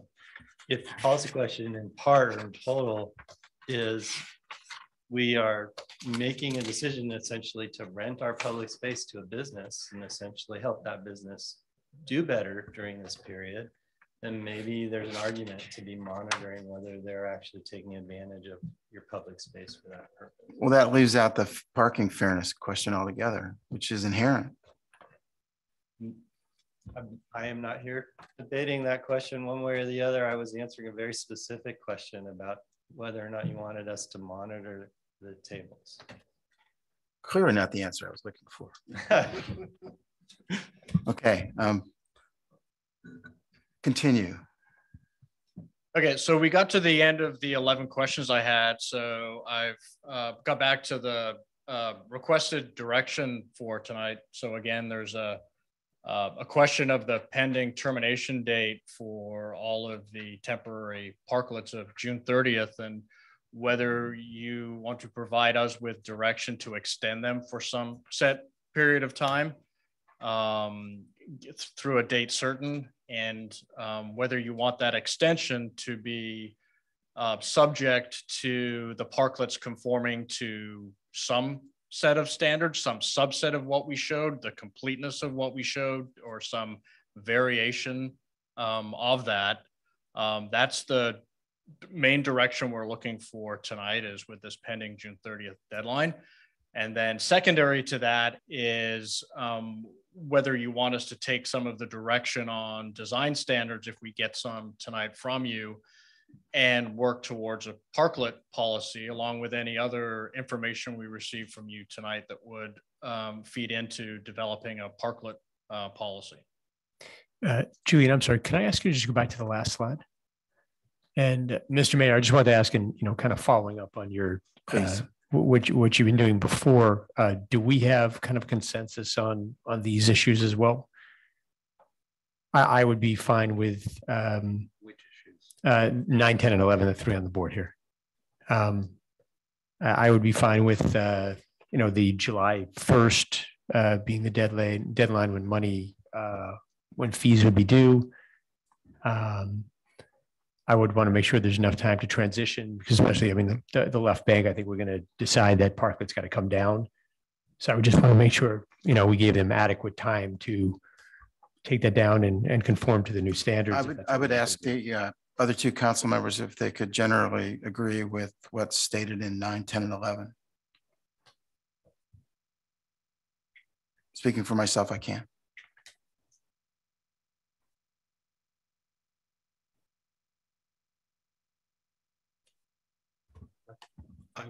Mr. Mayor? Yes, sir. I can't on 9. You cannot? Cannot.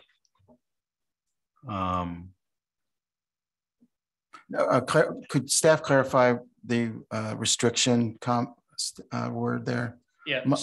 So Novato policy does allow a retail store to have a parklet, but they are not allowed to sell retail products out of that parklet. So it's for some other use other than retail, for demonstration. Say if it's a kitchen store and they want to have demonstrations of cooking, is probably a bad example because it's an open flame, but something, some sort of product demonstration, or just a seating area. So if it's a clothing store and they want an area for people to sit while their partners in trying on clothes or whatever. May I further clarify? Currently, Larkspur allows retail to take place on the sidewalk. We have not set any restrictions on the COVID permits that we've issued to date. We just have not had any retail businesses approach us for any of these permits. Well, I would suggest we might want to look at that, especially if we take the approach that moves the path of travel out to the edge of the sidewalk. Because I would want to look at current customs and certainly not negatively impact those that currently have retail taking place on the edge of the building frontage, for example, on the sidewalk. Yeah, and agree with staff recommendations on 9, 10, and 11. I think 9 is a little bit confusing because it's a double negative, but I think staff is saying that retail should be able to, and that's what we're all. Yeah. I think we're in consensus with staff is my inference here, and I certainly am for 9, 10, and 11. I think there's general consensus on 9, 10, and 11. I'm sorry, just my only question is, it says the transition period would be July 1st to August 31st, 2 months. If we decide to go with number 2, which is the sidewalk bypass, I just wanted to check if staff thought that that was a realistic time frame for a business to build a sidewalk bypass that's in conformance with the standards that we're requiring them to do. So that's 2 months plus the 2 weeks we have left in June. We thought it was a good target date. It's consistent with what some of the other agencies that are talking about converting from temporary to permanent and implementing standards when things have already been built a certain way. I mean, obviously we would work with the permittees if there were extenuating circumstances, but we feel that we should give a goal that we think is attainable, but we also want to make sure it gets done sooner rather than later. So, our hope would be that if there is a parklet that's out there that's non-conforming, it could be modified as opposed to being ripped down and replaced. I think most of the parklets were built with a solid base that's flush with the curb line, so they at least have the foundation, the base. And maybe some of the walls need some rework, or some planters need to be added. And I'm sorry, just a quick follow-up. For the specific one with the left bank, just reading the comments and listening to the comments, that there was a potential noise issue because it's bordering some residential areas. I don't know if it's possible with this type of design to have any kind of sound barrier type thing that would be complying with design standards. Is that, do you see that as being a possibility, as kind of a way to appease both parties here? I was going to suggest that we limit the parklets to commercial frontages myself, as was indicated, a preference by the landowner. I'm just curious if and again, I hear that. I'm trying to find a creative way to meet the needs of both the landowner and the tenant. If there was a way that we could come up with that would be kind of a sound barrier, would that work? I think moving the parklet was the compromise. I haven't seen anything in the structure of parklets that I've seen that is a sound barrier per se. I'm not an expert. There may be umbrellas that have soundproofing material. I don't know, but I think anything that would be a barrier probably would be contrary to the idea of keeping the walls low and not having a roof. Okay, thank you. Could we also, Mr. Mayor, just yes, sir. I just want to correct what I said a moment ago. I'm fine with 9, with the staff recommendation on 9. Thank you very much. Mr. City Manager. 2 pieces of food for thought going forward. It strikes me one option is it's a layer of complication, I suppose, but that's when you have a parklet adjacent to mixed use frontage, or as is the case at the left bank. Potentially there's an ability to work something out between the tenant, the landlord, and the city in terms of the parklet being under restrictions of when it could be used and not used, which might be a fair compromise to address issues of noise in certain hours, which is typical of our noise ordinance, for example.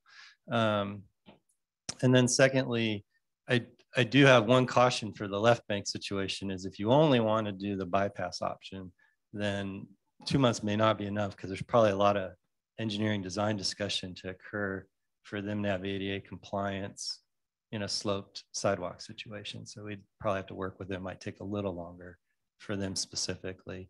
I think every other parklet, as Mr. Skinner said, would probably lend itself to the bypass option without any real challenge.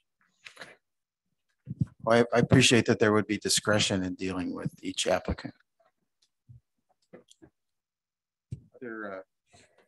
Continue. Oh, Vice Mayor Paulson, you have a question? Yeah, just to clarify real quickly, Dan, on what you said, I think the policy component number 2 is to allow or consider bypasses but not require it. So we allow every vendor. We're not saying that they'd have to do it on an uphill slope if it makes more sense for them to do a parking spot parklet. Is that the intent of your policy recommendation? I think that's what we put into the presentation in the language, but I heard some drifting toward maybe that's where we all have consensus of something we all support. So that's why I want to make sure if that's true and that's where you gravitate to, that you do think about the fact that at least this one restaurant has some engineering challenges to work out before they would be able to make that shift. Thank you. But I think limiting to the parklets to commercial frontages is also a reasonable concept to consider that would deal with that issue. Julian, please continue. Okay, so I think we were at the summary slide now, where we're looking after having provided you with a look at what another agency has done as far as adopting standards, looking for direction on whether we are extending the permits past June 30th. And if so, then there's 2 questions. One is, what date do they get extended out to? And then the other is, if you want to make those extensions subject to either the standards we shared with you tonight, some subset of the standards that we showed tonight, or some variation of, or whether you just want to be done with parklets in their current format on June 30th of this year. Yes. Number 10. If we're to implement that, we would not be extending, we would just be moving on to new permits with standards.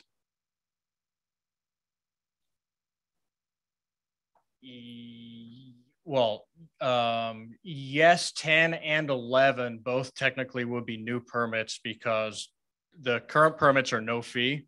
And so we wouldn't be, if we started charging a fee, we're not extending a no fee permit. We're doing a new standard city encroachment permit and license agreement. So yes. And this has no impact to anybody in the future except the left bank, maybe. And we could deal with that. The 2-month time frame, you mean? Yeah. Nobody else has one. So they'd be coming forward asking for a new permit. Correct. With new standards. There were parklets out there before, what they looked like when they were dismantled and taken away, and whether they would even be able to go back in the same format. Well, I'm just trying to simplify the extension conversation, because so the true extension, there is, yes, only one parklet out there today, and it's at Left Bank. The others were all removed because we have paved or are about to pave Magnolia. And so they will be coming in for new permits or extensions, yes. So the Left Bank could come in for a new permit between July 1 and August 31, compliant with the standards that we're talking about tonight, which if we direct to commercial frontages and the use of the sidewalk with the path of travel carrying outside, that sounds like a pretty easy thing to implement by the Left Bank under new standards within the time frame described. I mean, I would have to go back and look at, so if we're talking about maybe moving Left Bank's parklet to Magnolia instead of Ward. Should they choose to, yeah. So I'm not sure, but I think the second story on Magnolia is also residential. I think the entire building on both frontages is residential. So I think you've got the same issue, whether it's on Magnolia or Ward. No, the units actually come down to the sidewalk level almost on the Ward Street side. Okay. So, because the restaurant does wrap around, but it doesn't go that far back. Yeah, Okay. You wouldn't have the same adjacency issue Okay. on Magnolia. So the question is, that would be, in terms of policy, that would work. So if we said that it had to be, yes, commercial on the first floor where the parklet was, then yes. So we don't need to really talk about an extension. We need to talk about getting people under the new standards and a new permit. There would be new permits starting July 1st, yes. Does everybody understand that? Well, so I have two things. The first is I would want to make sure that people who had permits would not somehow not be able to get a permit because of the transition, right? My version of extension means if you have a permit, you're basically continuing that permit. It's changing, so you have a fee and different things. But if you have to start and apply over again, there's a chance the city's going to say, oh, no, we're not going to do it. And I just would want to make sure that this was a smooth transition was my first thing. Well, we would only say no if they didn't meet any of the, sorry. We're proposing ministerial permits. So staff's discretion is very limited. If you check all the boxes, you get a permit. Okay. All right. And the other thing, and this is through the mayor, I think we're kind of on the same page with the ones on Magnolia, you know, the bypass, and I think that's going to be smooth. For the left bank, would the mayor be so inclined to maybe hear from I saw the owner had his hand up, maybe hear from the owner and the tenant and see if this works for the two of them, since we're really making a regulation, kind of a portion of this regulation has them in mind? First, I'm talking about what standards we want to move to. And then I come back and talk about how to get there with the one that's right. But I mean, the specifics that we're talking about, like, with a commercial store, you don't want to be butted up against residential. It only applies to them. Yeah. So generally, I think the number 10 and generally the guideline that optimizing the sidewalk and moving the path of travel out beyond the curb is a guideline that could be applicable to everyone. Okay.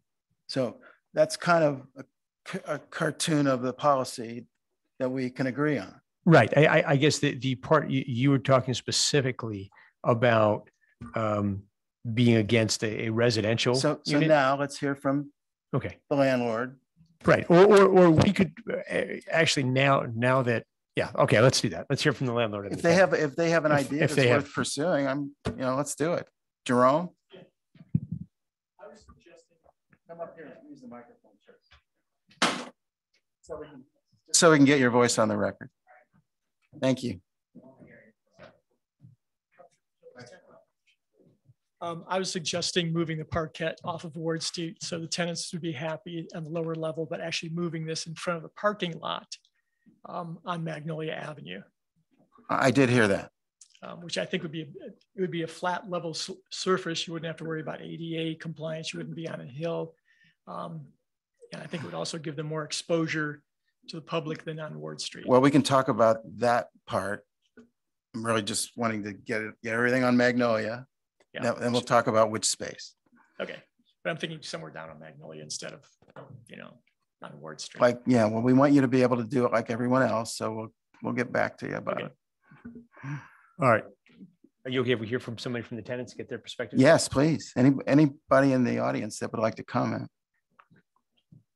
Thank you very much. I just think that given the circumstances of Left Bank being different, that the parklet exists, if it's that 2-month transition that we are allowed to continue to use the current parklet and transition, because everybody else is starting from scratch, and allowing that parklet to remain during that 2-month transition while we decide, are we going to Magnolia? Where is it going? What are the standards that we're all going to have to meet and go to, that would be allowed? Thank you for your question. Yes, sir. I just also want to say that the parklet is fully reserved for the 4th of July parade right now as well. So we have about 40 people who have already made But that's beyond the... I'm just letting you know that that's something that the town's excited about the 4th of July. And that I'm just hoping as well that as we move to Magnolia, that we could keep our Ward Street parklet for 2 to 3 months as we make the transition. Thank you for the question. Yes, sir.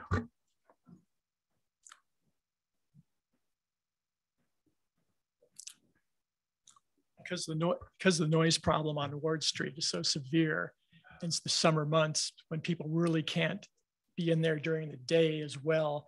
people that work from home can't concentrate, they can't conduct meetings and things. I would ask that it, instead of being extended until at the end of August, that it go to the end of July. Well, right now it's going to go to the end of June. Well, okay, that's So even better, but we're going to talk about it. All right, thanks. I think, is it new content? Looking for something new here. Yeah, well, I was just gonna say, this is new because it goes back to what you're talking about with noise. What time is it right now?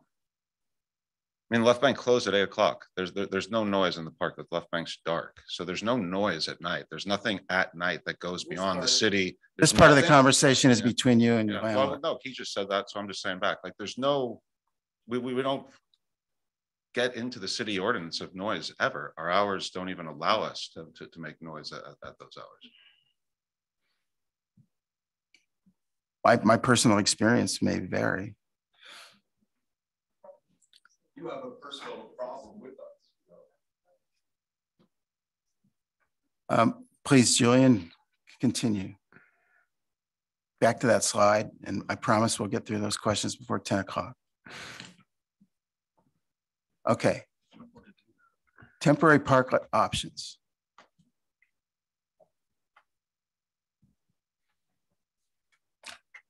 The question is, should we extend the expiration date for the outdoor dining permits from the current termination date of June 30th without consideration of further standards?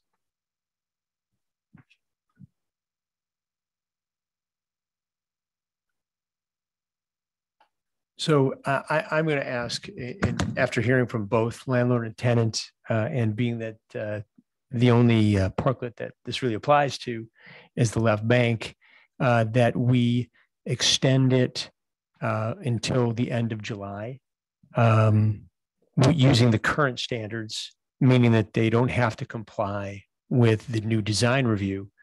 And then they can start working on the new permit with the new design review at the new location. And hopefully they can have a smooth transition. So August 1st, they close the old one, they open the new one, they dismantle the old one. So with respect to one,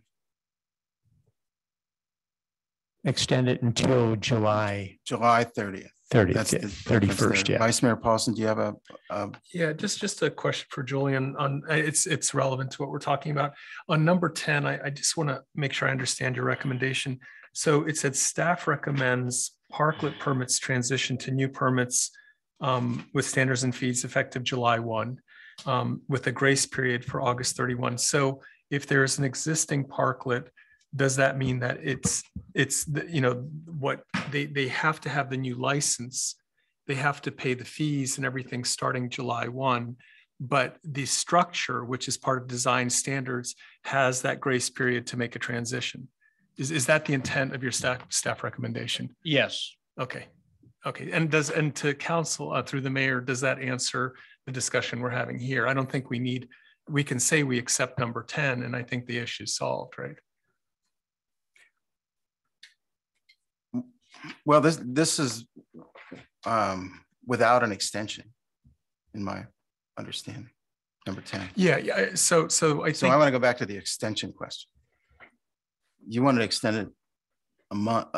No. So this basically gives a transition period, which is what I was talking about. So instead of having them either shut down or be in compliance on July 1st, it says they have a transition period between July 1st and August 31st to come into compliance, meaning they can keep their current operating status until August 31st. At that point, they have to dismantle it. And hopefully the new structure will be in place and permitted and operating, so they have a smooth transition. If it's not, I understand. It's on them. What if I, speaking for myself as one vote, disagree with that and heard carefully, listening to the landlord about the impacts during the summer months to his tenants? This is how this particular issue came to me.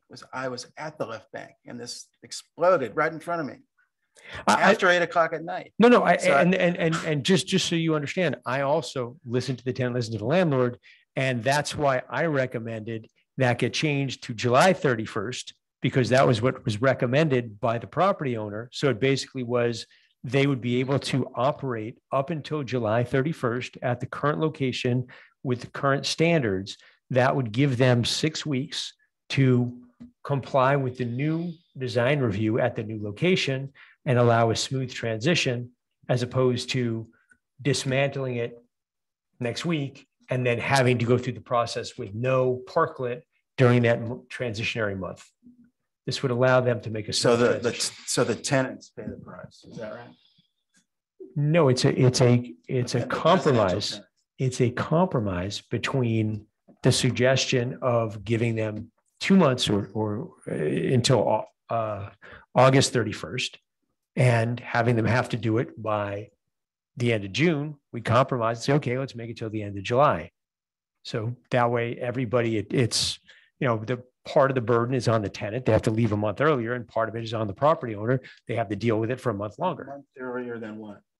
Than recommended in the policy. The policy recommendation of 10 is that all current parklets can stay in their current location with their current designs until August 31st, so that there can be a smooth transition and come into But compliance. they've been on notice that it ends on June 30th. I understand, but there have been no design standards for them to try to comply with in order to make a smooth transition. Just discussed a really simple design standard that everybody can make pretty easy. Right. So what we're saying is that we're going to give them, it was suggested here by staff that by August 31st, that's a reasonable amount of time for them to go through the permitting process, get the materials, build the new, bypass that we're talking about, and allow them to be operational by that point. So it was suggested. The staff report. Okay, is- let's see what the other council members think. Sure. Vice Mayor Paulson? Yeah, I think we had some pretty good consensus that's breaking down. I think I'm personally comfortable with the staff recommendation, and I understand both of your points, and I'm willing to be flexible, in what you decide. I think this is kind of a small bump in the road. If I understand the process so far, it looks like we're trying to give the businesses parklets with design standards, with fees and permitting under a new encroachment mechanism, and I don't want to see that interrupted. So I'm willing to compromise on whatever we need. What I see here is we're moving to permanent standards, and we're already allowing the one that's up to stay. We're going to have to argue about what the future of that one's going to be. We haven't even touched the parking problem. So we're going to grant a permitting process and design standards for new parklets. So now there's an expectation that each business can have like 2 parking spaces for a parklet and up to 6 parklets per block. And we haven't even talked about the parking problem. Right, but what we had discussed is that this is going to be temporary. And we can say, instead of this going for 24 months, these are 6 months. I just want to get what I said on the record, because Okay. it's going to come back to bite us. Okay, no, but so what it can be is this is going to be a 6-month plan. They have to comply with design standards if they want to be able to operate for the next 6 months. And during those 6 months, we're going to discuss the parking, and we're going to discuss the global picture, so that we can have a permanent policy. Right now, this is going to be a temporary policy to get us through COVID, to get us through while we're talking about this. So our community could still dine outside for the next 6 months while we're still dealing with COVID and while we're figuring out the details. Can we make that a motion? Done. But we have to come back. I don't understand. We have to come back, date certain, deal with the parking Yeah, problem. we'll give it 6 months. And then that'll give us time to talk about this and figure out something that we're all comfortable with. Mr. Mayor, can I? Yes, sir. This has been an interesting conversation. I'd like to ask our city manager if what is being asked of the council is a motion and a vote on items 9, 10, and 11. In which case I'd be happy to make that motion. Well, I believe there is consensus on 9, 10, and 11. Well, I guess my question is, do we need a vote, or is it just we need to provide direction to the city manager, and if we've done that adequately? My understanding is that council's been working on its direction absent having taken the substantive vote of whether or not you're going to allow these things to take place. That makes sense. I understand. So you for 9, 10, and 11, I think the mayor's approach has been helpful to take votes on them. They haven't really been by motion, which I understand because you're giving us direction, not really. And that's why I asked the question. I want to make sure. Ultimately, before the end of the night, we need some sort of motion about whether or not to extend the permits past June 30 and for how long. Correct. So Councilmember Candell has a suggestion, which would you like me to make a become a motion? Okay. And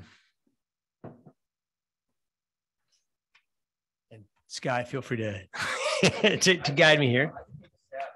Okay, go ahead. Let's see what you got. Okay. Well, I think what I've heard is a motion to. I am going to have a question about one piece of it, but I think that the motion, based on the most recent bit of the conversation, is to establish a new temporary parklet program that would be for sidewalk bypasses with some variation on the Novato design standards for up to 6 months with fees to be charged for the new permits for that 6-month period. But I think the one piece of it that I don't know that I have the answer to is whether or not. My understanding is this is not an extension of the existing permits. This would be a new permit. The question that I have therefore is what you wanted to make a motion about for the one existing parklet, whether or not it would be allowed some grace period during the period of time during which it applied for a new permit under the new program. And can you do 2 motions? Well, come back with the property specific one. Well, it's just could, a time frame, right? But it could be general because it's the only. It applies to all of them. It just happens to be the only one. Sorry, why don't I separate the transition period issue, because I also did need to address that I think that the motion also included under 9 following the staff recommendation, and otherwise I think what I summarized covered 10 and 11. And then 10 I think was modifying the staff recommendation from August 31st until July 31st. Is that, Mr. Mayor, is that your understanding? I think we were separating out the period. This is a motion just on establishing a new program for new permits. I think Scott was on his way to doing it.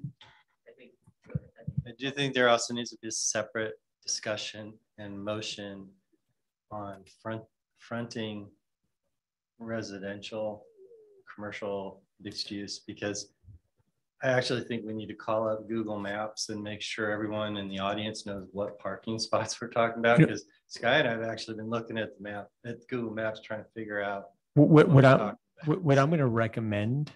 Just Magnolia. Is that since we are making it required that both landlord and tenant agree, I think they could probably work that out, and agree to where we're talking about one specific situation. I'm looking at this picture and the word residential is causing me a lot of heartburn. Right. So I really need some clarification. No, but I'm saying if we remove that, because that's not in the staff recommendation. That was something that we've been discussing, dealing with the specific left bank situation. But since we are requiring the tenant and the property owner to both sign off on this, the property owner is not going to sign off on it if it's a budding, residential, if he's not happy with it, and the tenant's not going to go forward with it if he's not happy with it. So I don't think we need to put that in the regulation. By requiring landlord and tenant to sign off, I think the problem's solved. I would also like to put a Magnolia frontage guideline. I think you are doing a disservice to the community and to the speakers from the left bank and the property owner by not being really clear what they're talking about. Because I think the property owner has two spaces that I don't know the restaurant owner understands what he's talking about. Okay. So I want to make sure, because you may know tonight whether or not they're ever going to agree. And I think that's actually a variable you should take into consideration, because you're also factoring in what your constituents have been saying. It's complicated. I'm not saying it's not, but I don't want us to leave the room where we haven't.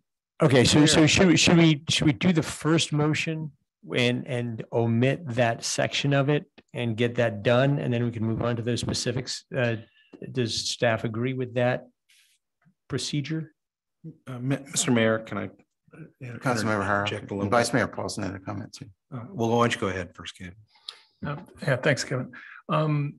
Yeah, I'm really just trying to wrap my head around. By the way, Sky, thank you. I think that was good, because we're, I mean, first and foremost, I want to say thank you to my fellow council members and to all the audience members. This is a long meeting, and obviously it's important to a lot of people, and sorry that we're fumbling a little bit up here. What I'm understanding, and Sky, check me, I think Julian's 11 recommendations or staff's, 11 recommendations were really great.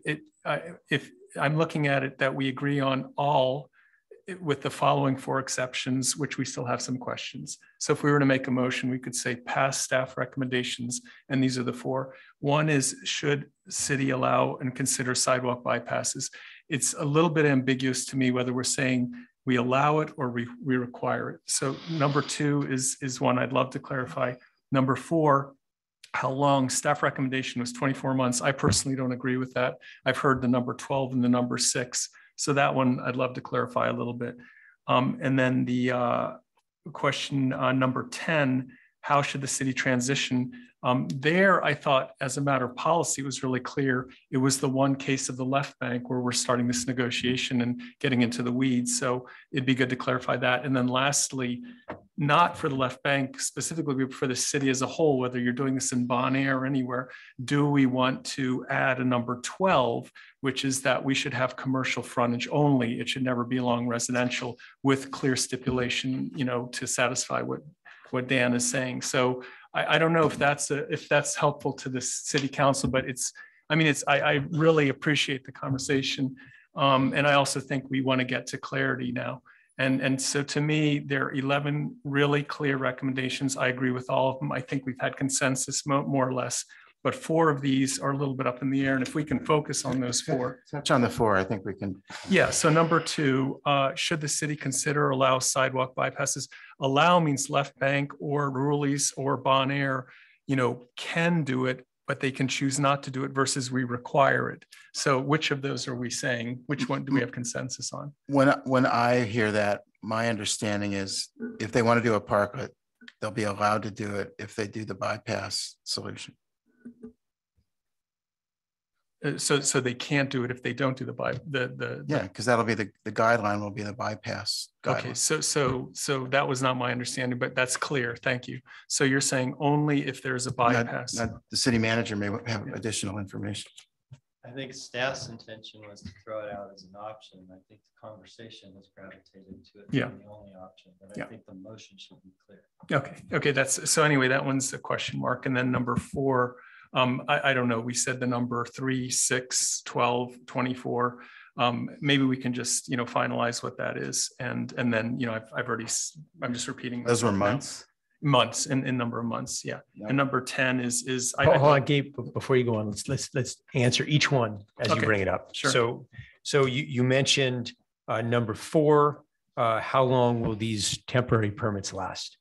I threw out there 6 months because they're temporary. We're not doing a permanent policy, but I'm open to other suggestions that staff, that the council may have.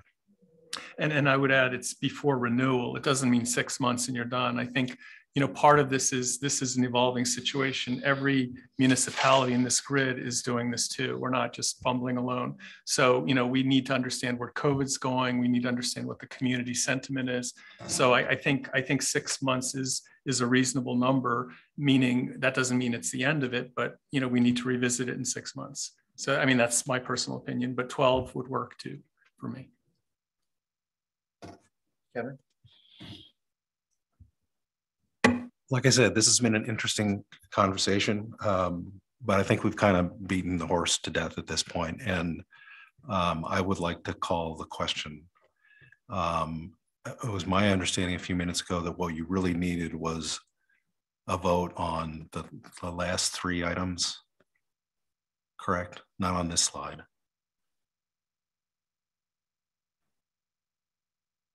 Yeah. So I would, again, I'd like to call a question and move to adopt staff's recommendations in all respects.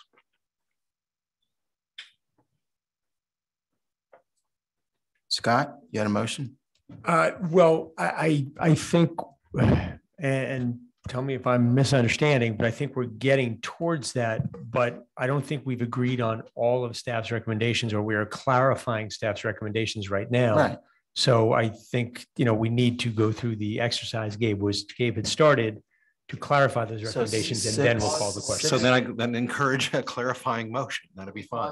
Is there a second for Councilmember Harrow's motion? Okay, so move on to, and So I'm sorry. So I had mentioned 6 months. Gabe had said 6 to 12 months. Do you have a thought of what you're comfortable with, Mr. Mayor or Councilman Haroff? I'm inclined for a shorter period, but. Okay. So should we agree 6 months? 6 months. Okay. What was the next question, Gabe? And then the how should the city transition from the temporary parklets? And I felt as a matter of policy, it was, very reasonable to allow, people to have those 3 months to reach standards. But the spirit of the policy here is that this is a new encroachment policy. This is a new, starting on July 1, you have to pay fees. There's a lot of rules in place now, but the actual structure itself has a little bit of leeway. So that seemed reasonable to me. But if we, waive that, I'm okay with it too. I don't think it's the most important part of this, this whole policy body. And Gabe suggested directing parklets to be along commercial frontages only. I thought that would be a number 12. And I would agree with that. But hang on, let's just do one at a time for clarity so that staff understands. So number 10 first is the transition period. Staff recommended transition through August 31st. My feeling was that, Mr. Mayor, you felt that was too long.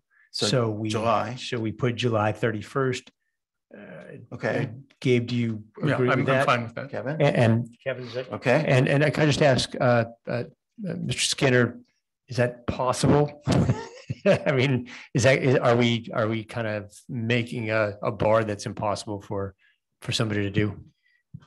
I mean, it's a little hard to say, because if you could find a contractor in a day and he could find the materials in a day, then the answer is probably yes. But we all know how long it takes to find people for certain jobs and some of the material issues. So I can't say yes for sure. I would say everything would have to fall in line pretty perfectly for something to be done within a month is pretty tight, I would say. I think in the spirit of the property owner's comments that he'd like to reduce impacts on the residential tenants if possible, because what I understood was some of them are working out of their residential units. So to try to minimize the impacts during the summer months. And I thought that was a reasonable compromise, but we'll work with the property owner and the businesses clearly. Okay, so can we say that we'll say by July 31st, but I guess we give staff the discretion for an individual case. If they're doing their best and they run into unforeseen circumstances, whatever it is, they can extend it. Is that fair? Okay. And was that clear for staff? Okay. And then number 12. Oh, I don't have a number 12. What was that? Commercial frontages for parklets. Okay. So this was the issue that.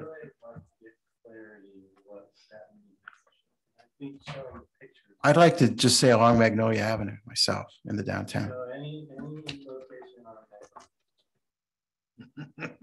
Sure. If you want to hear from Mr. Burnoff, because I'm not sure that's what he said. I know that's what he said. I heard what he said. You're okay with? Yeah. He just wants him across the street from his restaurant. He wants it on the parking. You and I are not on the same page. Wait, hang on. On the other side of Magnolia? No. I'm just going to say along Magnolia. Okay, because some of there's at least one space on Magnolia underneath the apartments. So I want to make sure that I'm not going to get blowback from the city manager or Mr. Skinner as a public works director. Because I heard that you don't want these other apartments, but one of these spots is under apartments. But they're going to come back with property owner approval. Okay, I want that. Mr. Mayor, I think somebody had a question there. Is it possible that Could you?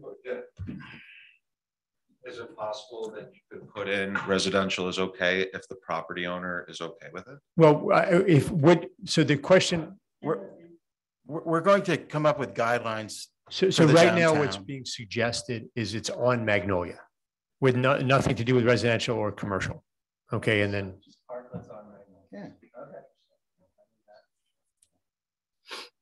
That first spot with the cars. Well, they can dicker about that after tonight. Because the property owner has to okay. That's encompassed in your motion. The property owner is signed off. Yes. Well, that's already part of the recommendation. So. Which number so has good that? job. Well, we're not there yet. Hang on. So I don't remember which number that was, Mr. Paulson. It's number 6. I think we have it. I think the only thing left is the sidewalk bypass the only allowed option? Under the current discussion, yes. Gabe, are you comfortable with that? I mean, I'd like to understand. You can trust it. I'd like to understand why that stipulation, because I think the, yeah. Because it works. Yeah. Works for everybody.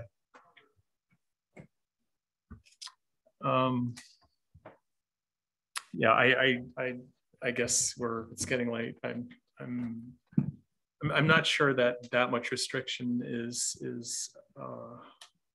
When we look at it, we'll come back and open it up if there are other. Okay, let's keep going.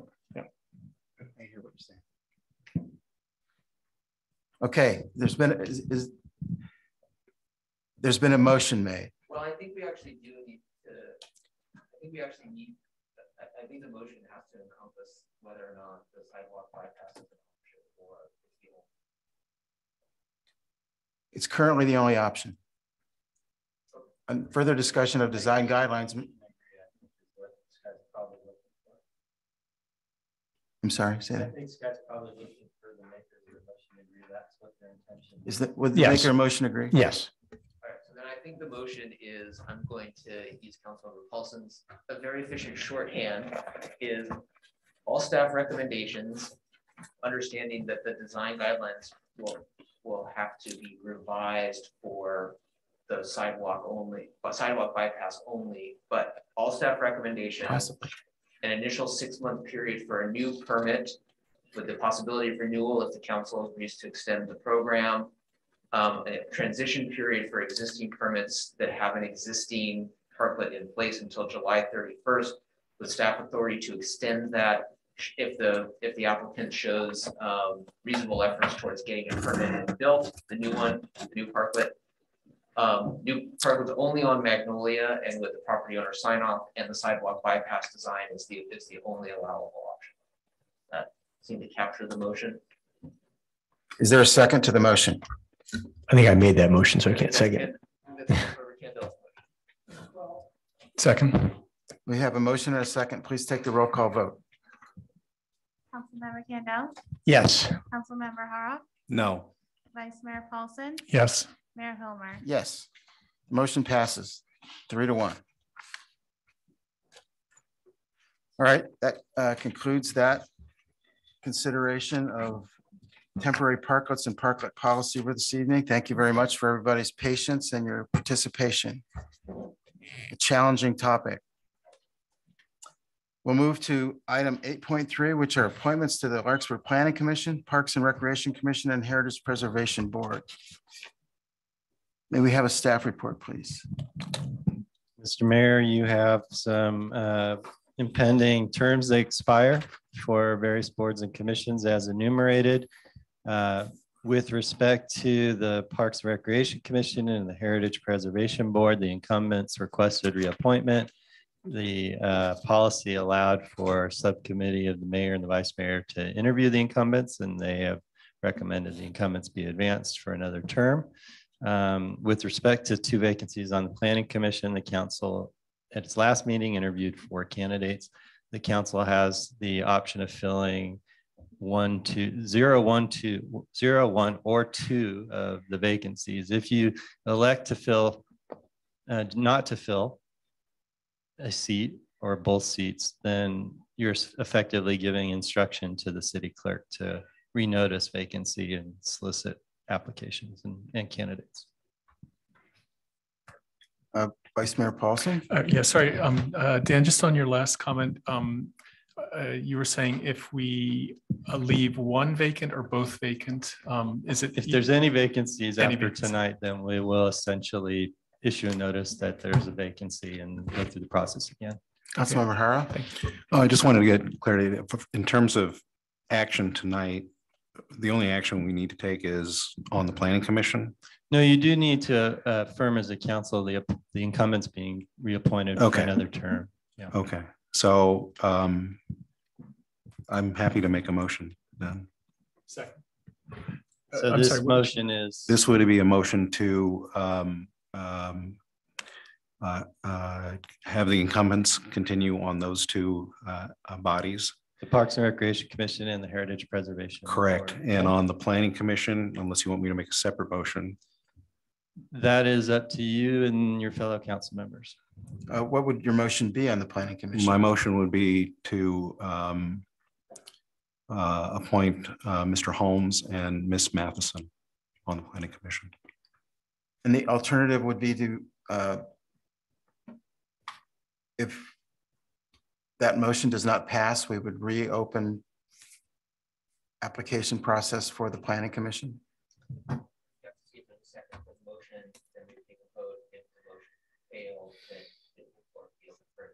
Okay, is there a second for that motion?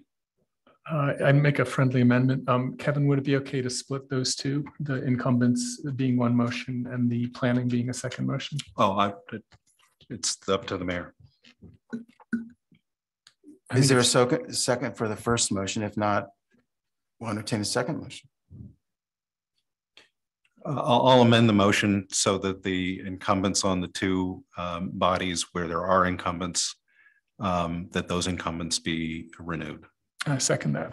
There's been a motion and a second. Please call the roll call vote. Councilmember Candell? And I'm sorry, just to be clear, this does not include incumbents on the Planning Commission, is that right? No. There are no incumbents. Okay. So this is only pertaining to Parks and Recreation Commission and the Heritage Preservation Board. Yes. Councilmember Hara? Yes. Vice Mayor Paulson? Yes. Mayor Hilmer? Yes, and I apologize. Is there any public comment on this item? Oh, sorry. I'm looking for any raised hands from our audience members. And there's no public comment. Okay. Regarding the Planning Commission, is there a motion to appoint 2 of the applicants, or would there be a motion to open the process for further consideration of new applicants? Mr. Mayor, I think I made a motion, which we separated out, but I will repeat it. I would move for the appointment of Mr. Holmes and Miss Matheson to the open positions on the Planning Commission. Is there a second? Doesn't appear to be a second. Would someone care to make an alternate motion?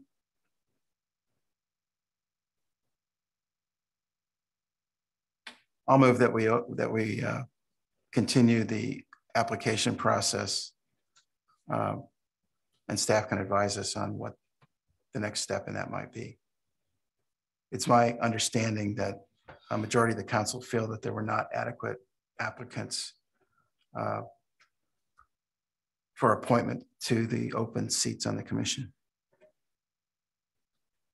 I'm going to defer to the city clerk to explain how she will go about advertising the vacancies if the council's motion passes this evening and they don't appoint anyone. The notice of a vacancy on the planning commission or 2 vacancies on the planning commission will be posted in the office of the city clerk, on the city's website, and at the library according to the government code. It'll also be publicized in our social media and newsletter channels that the assistant to the city manager publishes out and brought out to the larger public audience that way. And when we notified the previous applicants that we're taking these steps, are they invited to be interviewed once again, or do we consider their interviews complete? Or is that up to the council? Probably up to the council.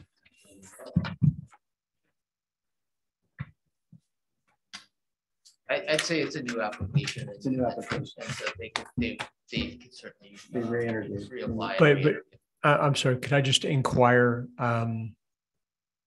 if there are one or more applicants from the first round that we decide we do want to appoint? Are we foreclosing that option by not appointing them now?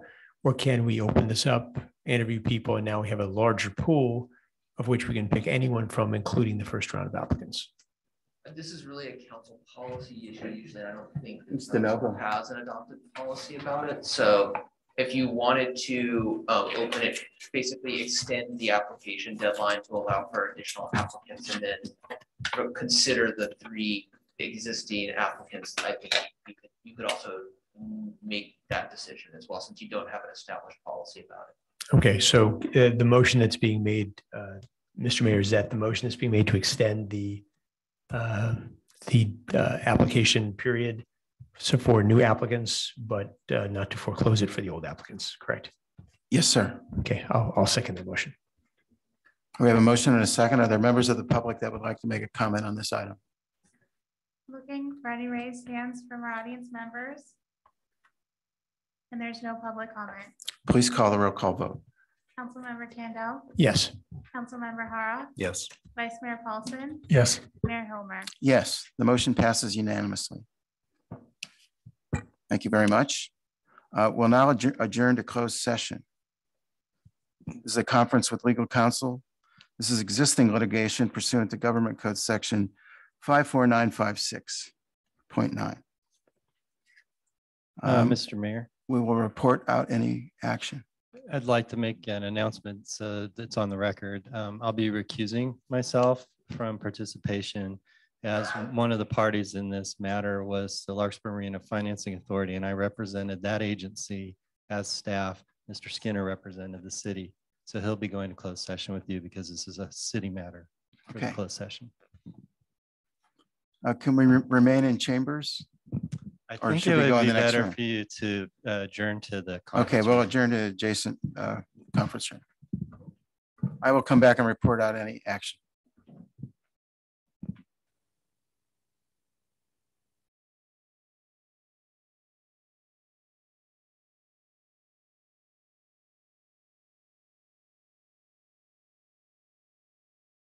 Okay, we've returned.